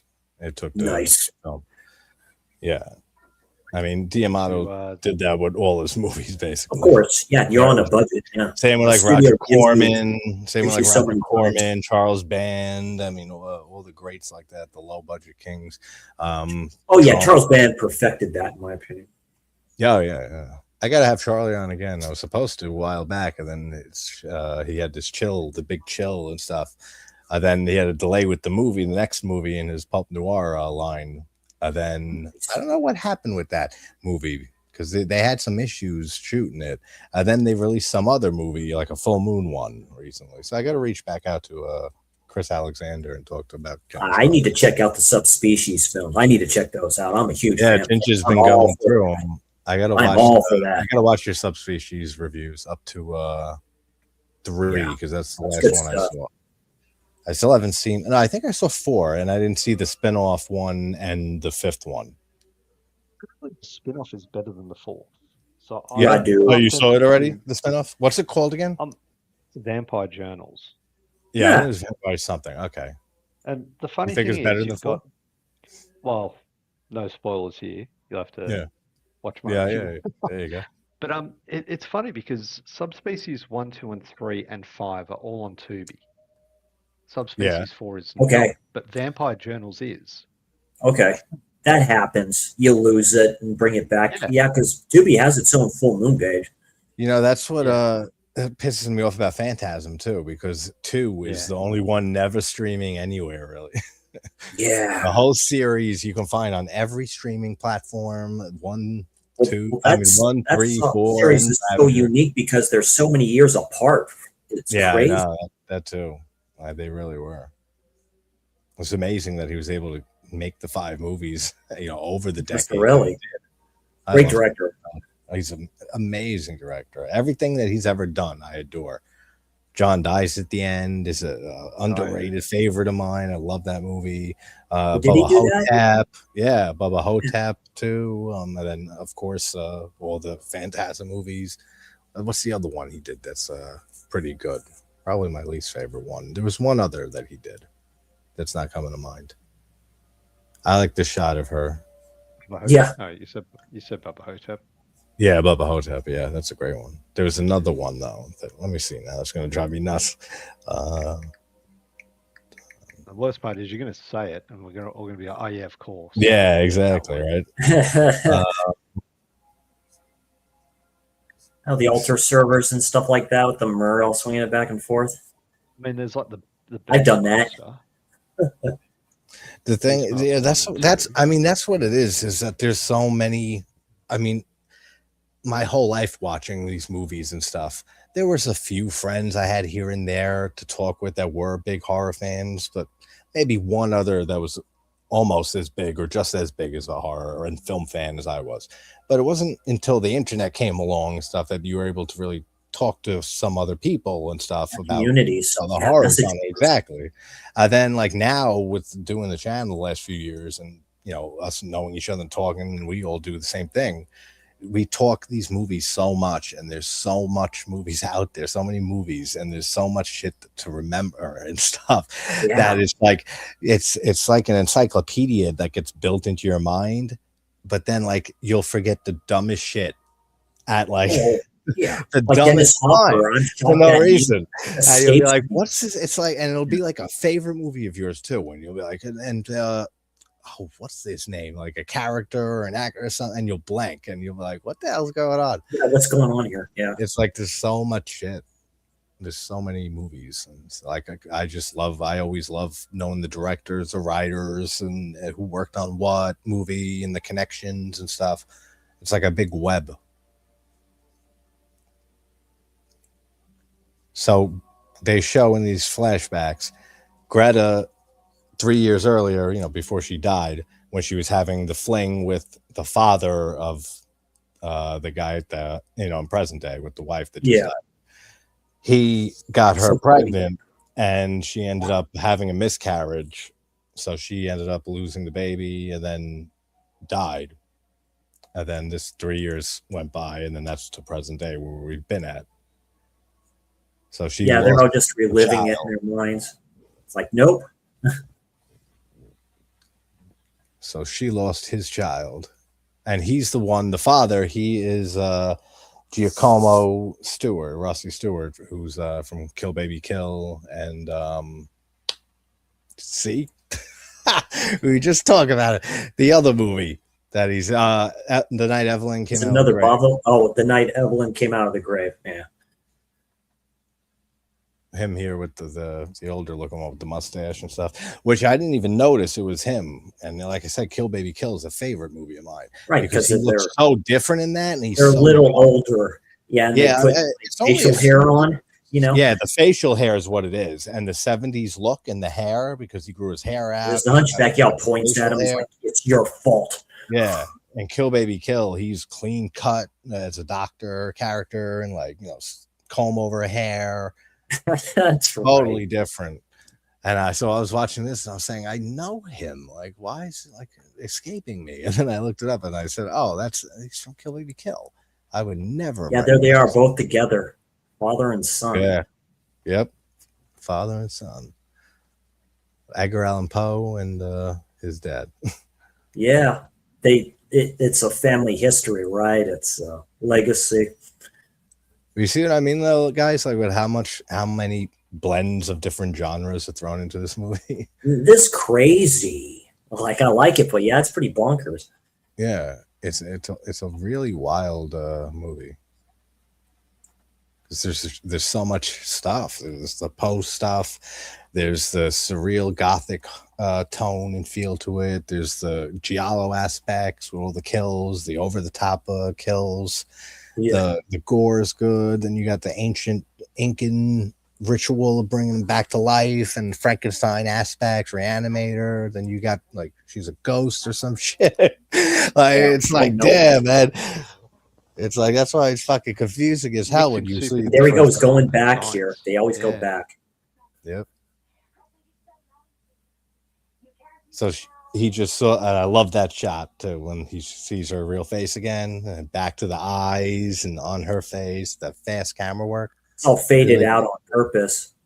But they show her on their tombstone that he saw. It says 1860 something, late. Oh, that's messed up. To 1906. Yeah. Well, what the shots? Where he turns around. Yeah, he sees her. He's like, his eyes, her face. Yeah, that's great. I love that camera. You can't leave me now. Yeah, it's insanity. Yeah, I love it.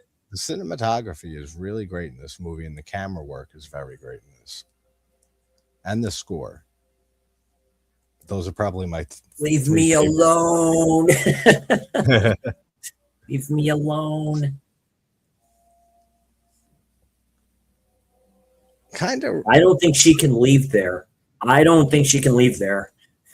There's more, and there's more like twists that come and stuff that are weird. Like, there's a lot of stuff that he threw in here. Not all of it works for me 100%, but as like the surrealistic, like fever dream of a movie, it feels like. Yeah, because it's just accomplishes its goal. Like, films do that very well too. Specifically, films like this too. They'll center on that person, and they're all alone, right? Everyone else leaves. It's just him. Yep. All that camera work with him running between the graves and stuff. He's like, no, it's your prison, bud. And he was the one that had the relationship with her 3 years ago. Prior. Kid with her, he's like, and the kid died. Yeah, in a miscarriage.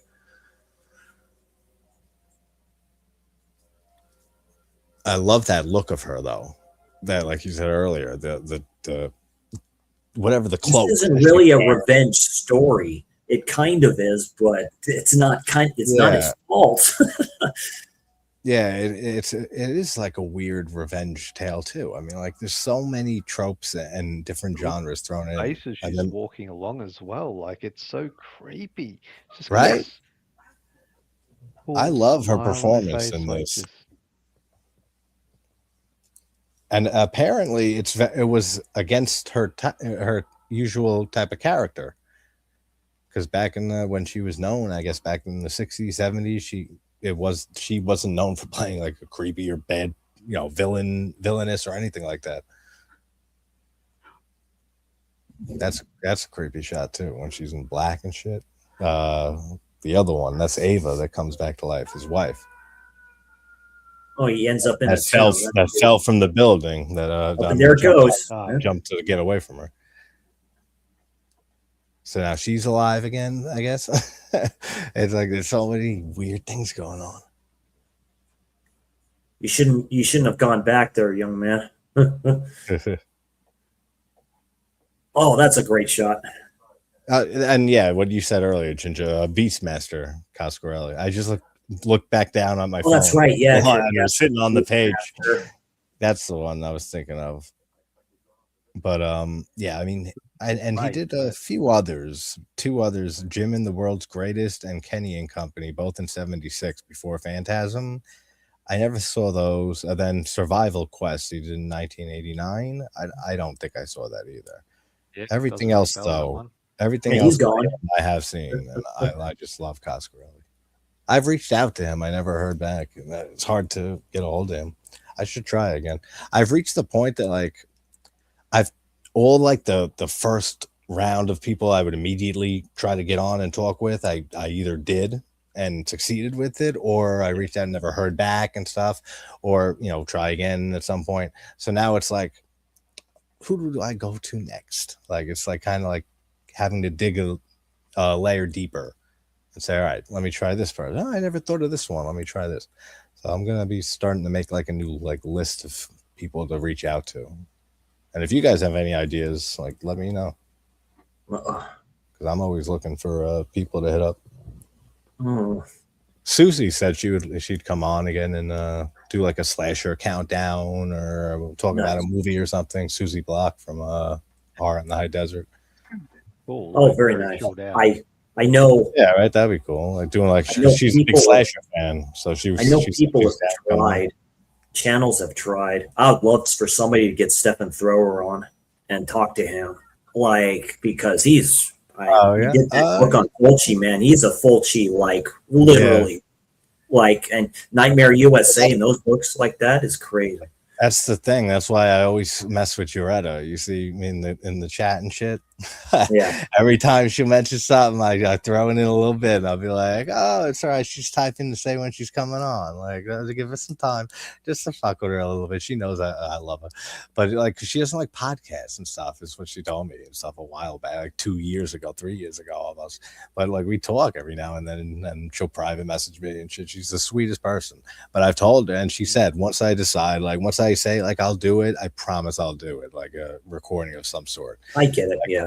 I said like maybe we'll do like In Search of Darkness, like she'll just like I'll talk about the movie, like every movie she's been in, and then she'll talk about that movie, like in that type of format. So it'll be like go from whatever Murder Rock '84, then she'll talk about it, and then we'll go to the next movie, and then that's right, Murder Rock. Yeah, Greta. Yeah.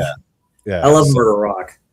Yeah, I know. You just did a watch, didn't you? Yes, I did. I'm sorry, I missed that because I'm doing that. I'm doing the podcast with Darren on Wednesday on Murder Rock and New York Ripper and Murder Rock. Yeah, Fulci February. Nice, really cool. Comes on, you got to ask her about rats. Yeah, I know. That's what I wanted to talk to her about, and that's one thing that I've said to her too. Is that demons, like demons? Yeah, I know. Of course, and that's her most popular role, of course. Yeah. But like Murder Rock, Rats. She's in so many fun she's ones. Been in heaps. But she just I don't know. She just doesn't seem to like be 100% on doing those type of things. But like when she gets a chance, she did say like a while back when she's like, when I have time and I say I'll do it, I promise I'll do it. And she knows that I'm fucking around with her and getting her ass on eventually, so she knows it's gonna happen. Because I told her there's not a lot of people left alive from this era of film and in Italy and stuff, Italian filmmakers. So I mean, I was lucky to get on Fritzi, and he's like a fucking like idol of mine, and to have Fabio Fritzi on and stuff was an honor, and his guitarist. But like, there's very few people like that. Claudio Simonetti would be another great one. I've reached out, but I never heard back. I got to reach through maybe Fabio, and he might be able to get in touch with him. But there's very few people, like, because I'm not getting Argento on anytime soon, and I know he's probably not gonna fucking live long before I maybe even have a chance to get maybe an interview with him if I get any bigger on the channel. But I'll never have him on. So, and Fulci's gone, and Bob's gone. Roberto Bava doesn't speak fucking English. So I mean, like, there's not a lot of people left there in that world, and Greta is one of them. And she has a lot of cool stories, I'm sure, about all the directors she's worked with. I like this scene too. She's slicing the shit out of him. Either that or like people like, I don't know if Barbara Boucher ever talks with anybody. Yeah, I should look. That'd be very good. I'd be giddy over that. I should reach out to her. I love Boucher. Right? She's alive. Yeah, right. Yeah, she's around. What? She's got to be in her 70s, 80s. Edwidge Finch is still around. I don't know if she does anything anymore. I think she's just chilling out and having good life that she deserves. So. Yeah, there's a few of those actresses. I tried reaching out once on Facebook to Barbara Steele, but I never heard back. Oh, that's too bad. I'm really shocked because she does like everything. I might be able to ask Richard Band to ask her or talk to her. Oh, Barbara Steele will act in character. I think she still acts in character too, which is terrific. She'll act in her character. No, she'd be great to talk with, but yeah, because Charles Band and her work together on a few. Well, she worked under Bava and Freda. Oh yeah. And I talk to Richard Band every now and then, and he would probably be friendly with her. So maybe I can reach out to him. Butler. Yeah, that was a butler, and the butler, Kelly Maroney. The butler did it. I've talked to Kelly a few times over the years, like the last 2 years, and she knows I exist. She knows who I am and stuff, and she just always says, like, when I have a new project or something I'm like excited about, absolutely, I'd love to come on. It's just, I guess, waiting for some type of project. Yeah, Barbara Crampton, that'd be a good interview. I've been trying for fucking Barbara. I've been trying for her for like years. And she knows I exist. I've had everybody almost involved with Reanimator on the channel. Brian Usna, Charles Band, Richard Band. It's just Jeffrey Combs and Barbara Crampton, and I mean Bruce Abbott would be nice too. The director of Jason Goes to Hell has been doing his rounds with streamers. Who? The director of Jason Goes to Hell. I forget his name. Okay. He's a pretty cool cat. Hey, Internet Eric here. Eric didn't I've had a lot of the Friday the 13th. Oh, whoa. He got like nailed there. Like literally. Yeah. Yeah, it's a cool scene too, actually. There's a lot. All the kills, for the most part, are pretty good in this. That's typical D'Amato. He has a way. Almost like a Jesus type of Yeah.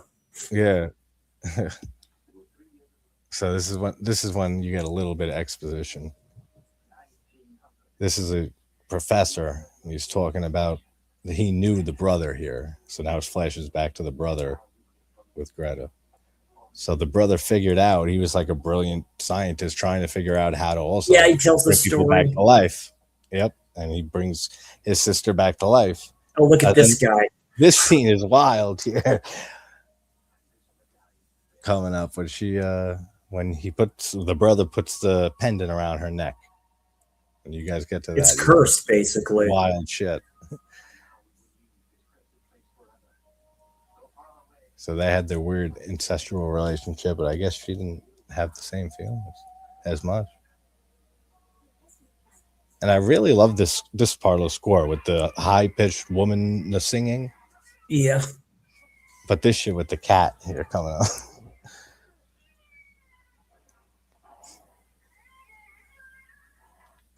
And it goes on for quite some time, too. They usually do these Giallo films and stuff. Yeah. It's totally overdrawn a bit, but. Yep. I love it. Thank you, Professor. Like, it's not the best eye gouges, but it's good. And like for this movie, for sure. Professor, what made you say Professor? I thought Professor was in the chat. Macabre. That's cool with the eyes though. Like the end result. Me alone. You guys get to the cat thing yet? Not yet. Just the why is mine like keep ahead? Like Where are you at, Ginger? What time?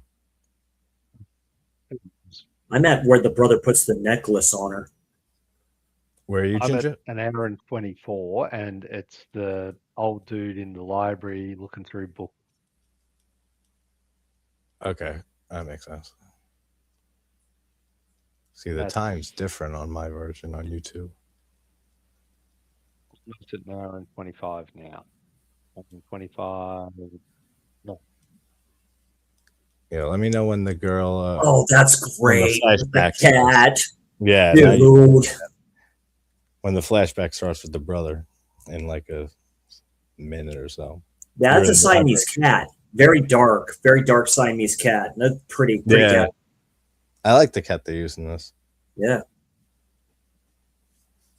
and the brother. That's funny with the as hell. with the cat.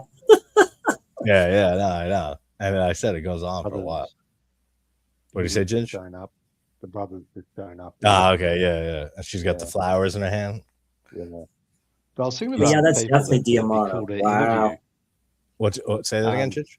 I was thinking of people who'd be cool to interview, like Chrissy Fox, Rebecca Kennedy, Yeah, Joe Swanberg, Oh, AJ okay. Bowen. Joe Swanberg and AJ Bowen. I emailed their agents like a year ago. Yeah. But It's like a big marble eye, I something get like back that is gouged into him. I can call. I know a lot of the agencies now, like the manager agencies, talent agencies, just from a lot of them being under the same agencies.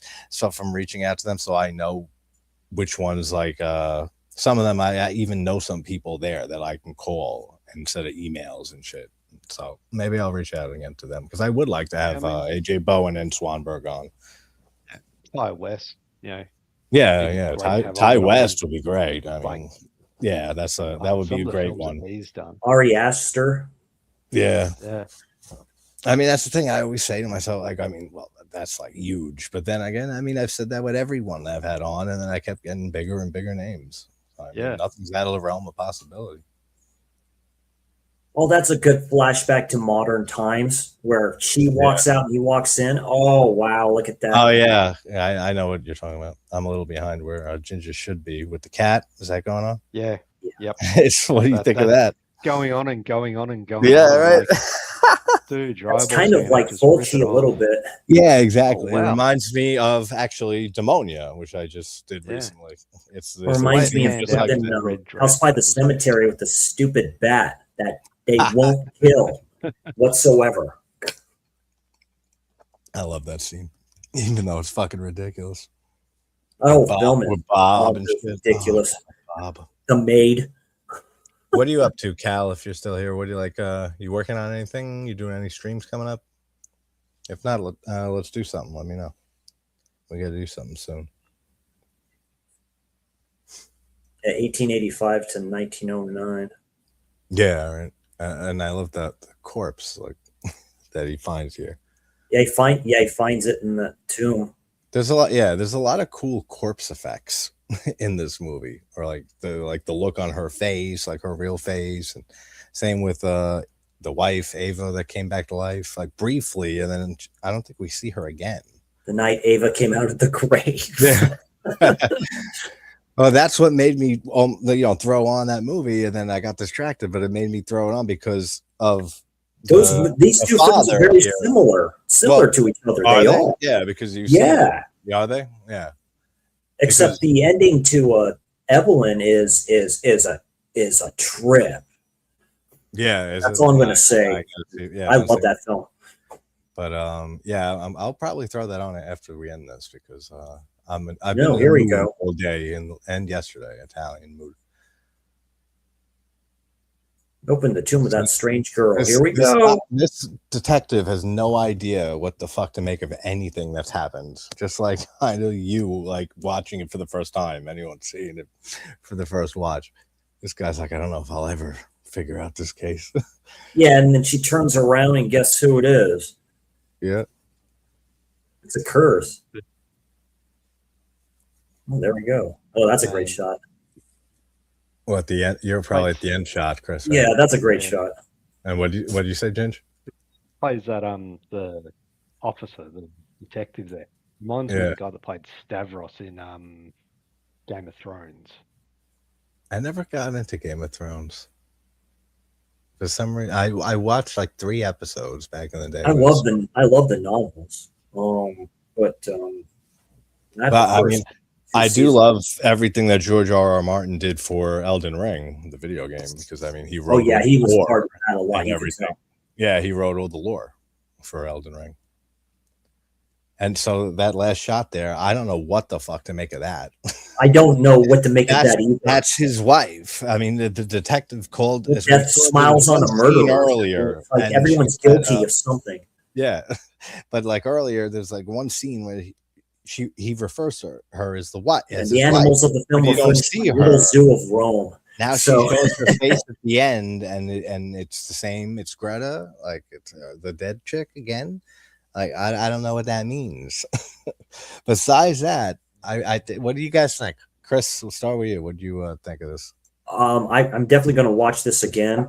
Yeah, I'll give this a just solid. like I'll give first this a solid impression, 7 out of 10 for what it is. I like this Giallo quite a bit already, and yeah, it'll probably go up. It may go up to an 8 out of 10 on the second watch. yeah, definitely. It's very interesting. I don't know how high I would put it. I don't give scores like that, but like, I don't think it's like it's not close to Anthropophagus or Absurd or Beyond the Darkness, but it's very unique, and it's a very unique Giallo. It's not really a Giallo. Like it's like supernatural Gothic horror with aspects, heavy aspects. Adjacent. Yeah, very heavy Giallo aspects. I mean, I'm sure it's considered and called a Giallo all the time, but definitely more supernatural Gothic horror with her being dead and all that type of shit happening and all of that. It plays out more like a later Bava movie, even earlier Bava film. But I mean, even Black Sunday seems to like influenced this a lot, but Black Sunday influenced so many, like almost everything horror wise. Same with Psycho. But it's a trip of a movie, but even though it is very confusing. Ginja, what do you think with just this passing watch here? You got it on the head right there. It's a confusing movie. I need to watch it again to really, just focus on it and just watch it. Yeah, I liked it. Like you were saying, the cinematography in it. There's some really good shots in it, and I think that's one thing that D'Amato's like should be more well known for, because he does shoot films really well. He does.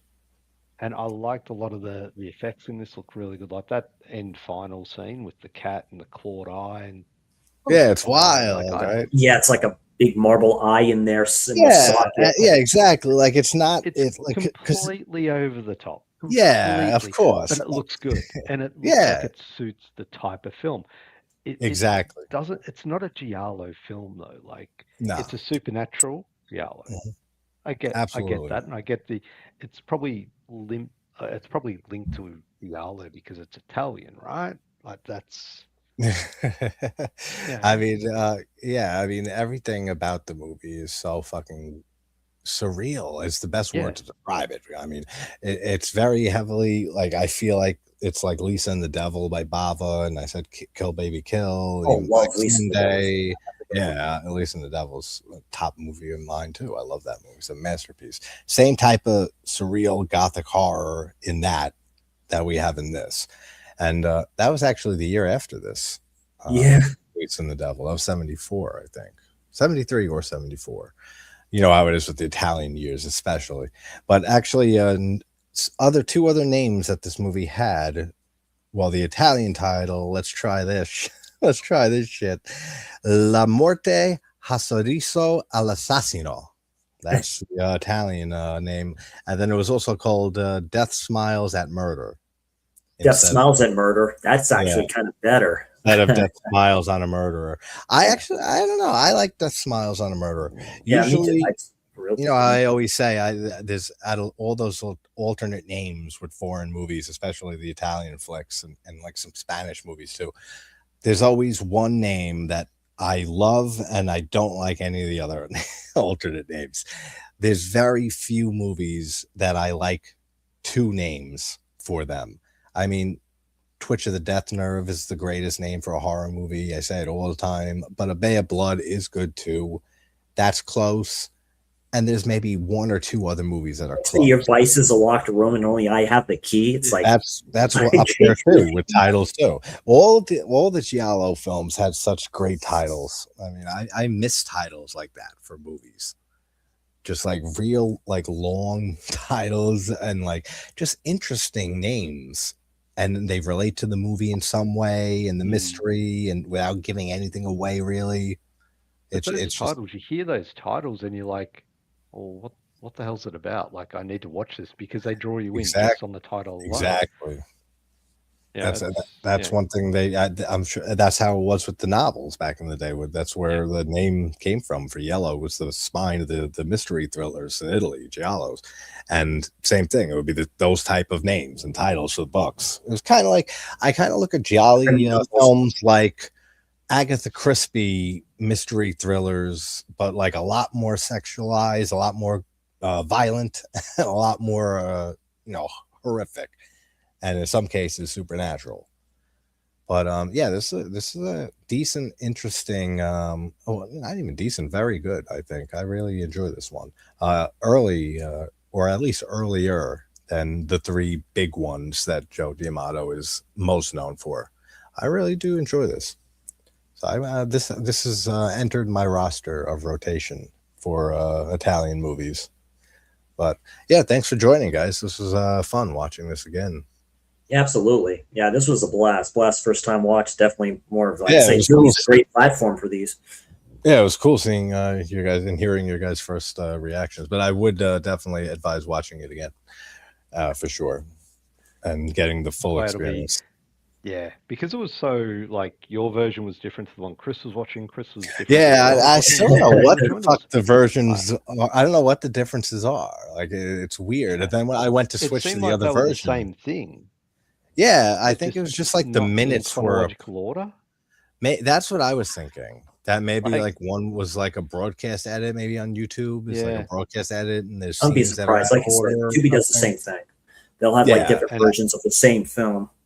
Seven Bloodstained Orchids has like 2 versions of that film. I think they have 3 versions actually. I think they have like a broadcast edit, the regular one, and the Italian one you and I watched. Yeah, they definitely have to. And House too. When I did that recently on Tubi, they have the broadcast edit and they have the regular version, which there is no real difference though.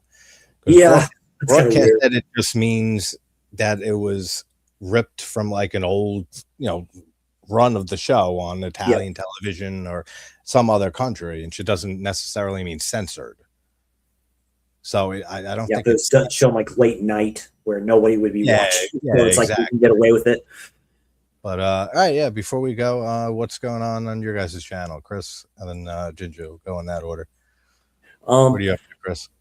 So, like I said, it's either it's Wednesday. Me and Darren, Black Love Reviews podcast. I'd say it's still Fulci February, so we're doing 2 films from Fulci. We're doing our good review and a fun time with New York Ripper, and then of course Murder Rock. So expect that.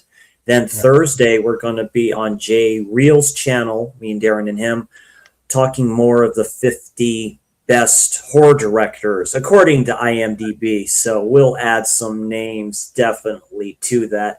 Just going down the list the first time for part 1, that was a fun time. So expect part 2 later on in this week. Nice. And then I gotta check that out. I like February stuff, so I gotta check that out because I like doing. I used to do those type of lists with Mike at the Real Fifth Beetle and Dave back in the day, and Gareth and shit would join every now and then too. But nice. Me and Mike a lot would do. He would pull up like the 50 best horror movies of the the 21st century or of the 70s, and all these like website lists, and we would scroll through them and talk about each one going down it. Then I'll try to get decent. Some of them were fucking dreadful, and like we're thinking like, what are they thinking with these choices? But some are good though. But then you have your weird lists for sure.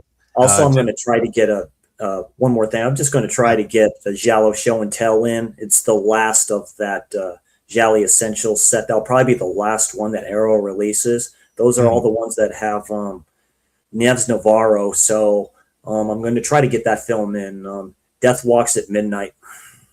Nice. Ginger, what's going on with you?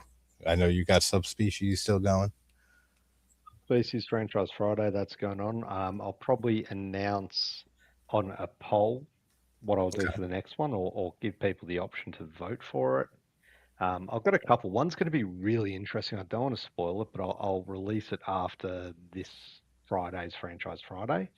Got another Trashy Tuesday coming out tomorrow, and it's absolute pearler from the 80s, The Dead Pit. Have you guys seen that? Oh, I remember that movie. I've heard about it. Yeah. It's been forever, but I've seen it. Is that the one with the kid in it? No. No, it's not a kid. I'm thinking of something else. I believe I know what you're talking about, though. It's an insane asylum, and really that's bad right. acting, That sounds familiar. Great gore effects. I've I've got ABCs of Horror as well. Yeah. Off last week, I did a number of that. Now I'm kicking off with the letter A this week. That's very cool. That's a good idea. You started with 825 Forest Road, which I really enjoyed that movie. I watched it earlier last year. Yeah, it was very different. I mean, Cognetti's known for like the found footage style films with like the Hell House stuff, but okay. The fifth one he did that was Lineage. The fourth. Lineage. But that was not found footage, and he got a lot of shit for that. Mm-hmm. Yeah, dude, it's a good movie.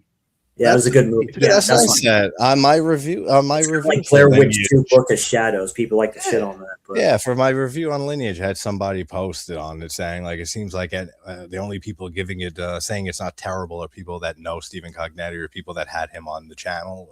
Yeah, you've talked about that. And I responded. I said, "Fuck!" I said, "No, I've told people straight up on interviews I don't like this movie by you." Jeffrey Reddick with Day of the Dead, I asked him what the fuck happened, and he started talking about it, laughing about it and stuff. I tell him straight up if I don't like it, but people were shitting on Lineage way too much. Like I didn't say it was a fantastic movie or anything like that, but I did enjoy it for what it was, but also because I knew ahead of time what to expect. Yeah, there was only one thing I didn't like about it, and that was the way it ended. It's very confusing and leaves it open to like that. Weird. And the problem is with all the people giving it shit, he might not do the next one. We may never get the ending we need. Yeah, because I mean, it's what we didn't get with the new Strangers films, and I know you just love those films so much. God, so bad. Speaking of those, Ginger, anything? What else? You got anything else coming? That's it for the moment. I'm going to try and do another watch along sometime this month, but it's pretty flat out. So I'll let you guys know what's cracking with that one. Nice. But yeah, just moving along, just getting stuff done. Nice. That's it. Good stuff all around. What do I got? Pet Cemetery is going to be the next deep dive. Oh, that's excellent. I can't wait for that. I just did. That'll be fun going through that one because I have a lot of nostalgia. I have a lot of nostalgia for it because I watched it a lot growing up and I read the novel growing up and I still think it's one of the most faithful adaptations to a King novel. Is that King's best novel or do you like better ones? Oh, okay. I don't think it's his best. I mean, it's my favorite novel. Oh, wow. Okay. Stephen King. But I do like the Pet Sematary novel. I do think the movie, I do have a lot of nostalgia. Like I said, I do. Oh, I love the film. I love the first one. Yeah. I just think it's cheesy as shit at times. And the main guy, what's his name? The actor. I don't like his performance. Oh yeah, he was in soap operas before that. Yeah, and it's fucking shows because he's terrible in Pet Sematary. With the cat Church, he's like going, play dead Church. What's his name? What's his name? Midkiff? Is that I think that's his name, Dale Midkiff. Yeah, the main, the father. What's his name? What's his name in the movie? Oh, Creed. His last name is Creed. I know it's Creed. Lewis Creed. Lewis Creed. Yeah. Gage. I don't like his performance. I have the Funko Pops of Gage in Church. I'm not giving those up. Gage that's one of the most heart-wrenching fucking kills in a movie, man. He's like going, ow. Like when a kid gets killed. Like that. Daddy, why'd you do that? That's one that really, that's right. Ow, no fair. No fair. No fair. The stuff with Zelda, with the sister of the Lewis's That's wife. typical King in his books. Yeah, that's typical King. Those are creepy scenes. I remember as a kid, the Zelda parts with her spine sticking out and shit like that. Yeah. That was nightmare fuel back in the day. The sister. Nah, that never got me. The scene that got me in Pet Cemetery, the Achilles tendon with the scalpel. Oh yeah, that was a great one too. That's a good one. I fucking hate that, and I reckon that's why I don't like the movie so much. When you hear her scream, you hear the mom scream after Kate kills her. It's hard seeing those Achilles, just like Hostel. I was just never a fan of Pet Cemetery, like the book or the movie. And the remake, I can see that. A fan of the remake. The second one is a fun one. The second one I really like. Edward Furlong. It's so zany. It's fucking insane, that movie. That'd be one to get on your channel if you can get Edward on. Yeah, I probably would be able to, because I see him doing interviews. Yeah, he's starting to getting back into doing like conventions and stuff like that. Well, I know he had heavy drug issues for a long time. I mean, Devin Sawa too had similar journeys. So I want to try to get him on at some point too. Devin Sawa. But so what do we got? Devin Sawa's making a big comeback though. Like he has been. Absolutely. Since the Chucky TV show, like he's really took off. Like he was in Hard Eyes as well. I'm glad he came back and with a vengeance. I have Hard Eyes. I need to check that film out. I didn't care for it. I didn't like Hard Eyes. I liked it. Yeah. I thought it was all right. It was fun. It was a lot of stupidity, and I'll never watch it again. Really, totally. maybe 10 years from now. It was good. It was all right. I didn't hate it, but the twist was you saw the twist coming a mile away. Well, yeah, but I like the look of the mask. The mask was good. The kills were good. Yeah, the mask was cool. There was one or two kills I liked. Dumb. Yeah, it was very dumb. It is. I don't want to say fun. I didn't have that much fun watching it, but it was. I didn't waste my time watching it. I could say that. But so what do we? We back on a free movie. Yeah. Well, of course I never do because I never movies. But we had a House I just dropped last week. So if you haven't seen that video, guys, go check out the House video. I know you guys have, but that was wild, amazing movie. And Black Coat's Daughter I just dropped the other day. Then we have Pet Cemetery coming up, and then Fear and Loathing in Las Vegas. That won the poll I did like a few weeks ago. Next non-horror deep dive. Johnny Depp and Benicio del Toro, dude. That's a favorite. One dude that played Spider-Man in the Sam Raimi film Spider-Man. Also, speaking of Sam Raimi too. Yeah, I forget now because I have I have the other channel. Sometimes. Then on the other channel, on the Bite Size review, Bite Size edition, I just posted Sam Raimi Sent Help. Yesterday on that, and The Strangers Chapter 3 rant. That wasn't even a review. You're like, nah, I'm not going to waste my time. Because I talked about it already so much with the first two. Yeah, the first two chapters, I already went off on those and talked about them enough in the past. I said, I'm not spending time on this. And then I just turned it into the Rennie Harlan joke because I really, truly believe his ass was blackmailed into making that trilogy. It just doesn't make sense. That they're so bad. And then coming out now. You messaged me with this other movie coming out, and I was like, yeah, exactly. How the fuck did these movies happen with him? One after the other. I mean, well, they filmed them all back to back at the same time, so that made sense. But then they ended up having to do a lot of reshoots. And then that's when they decided to split it into 3 different releases, 3 different chapters. I want uncut versions though. I want to see what that looks like. That's what I was saying, is that I almost guarantee they'll do this just as a way to recoup more money. They haven't been flopping at the box office, but everyone hates them for the most part. But they're still getting their money very good, and that has nothing to do with the tapes. Like the money that they're making and the amount of time they're in the cinema when they go to streaming to when they go to free streaming. They're losing money left, right, and center, but they can only get it back as a tax write-off by releasing it. Like if they were to hold it and not release it, they can get money back, or at least some through streaming. Sometimes that's just a way of doing it. That's why I think eventually we'll see.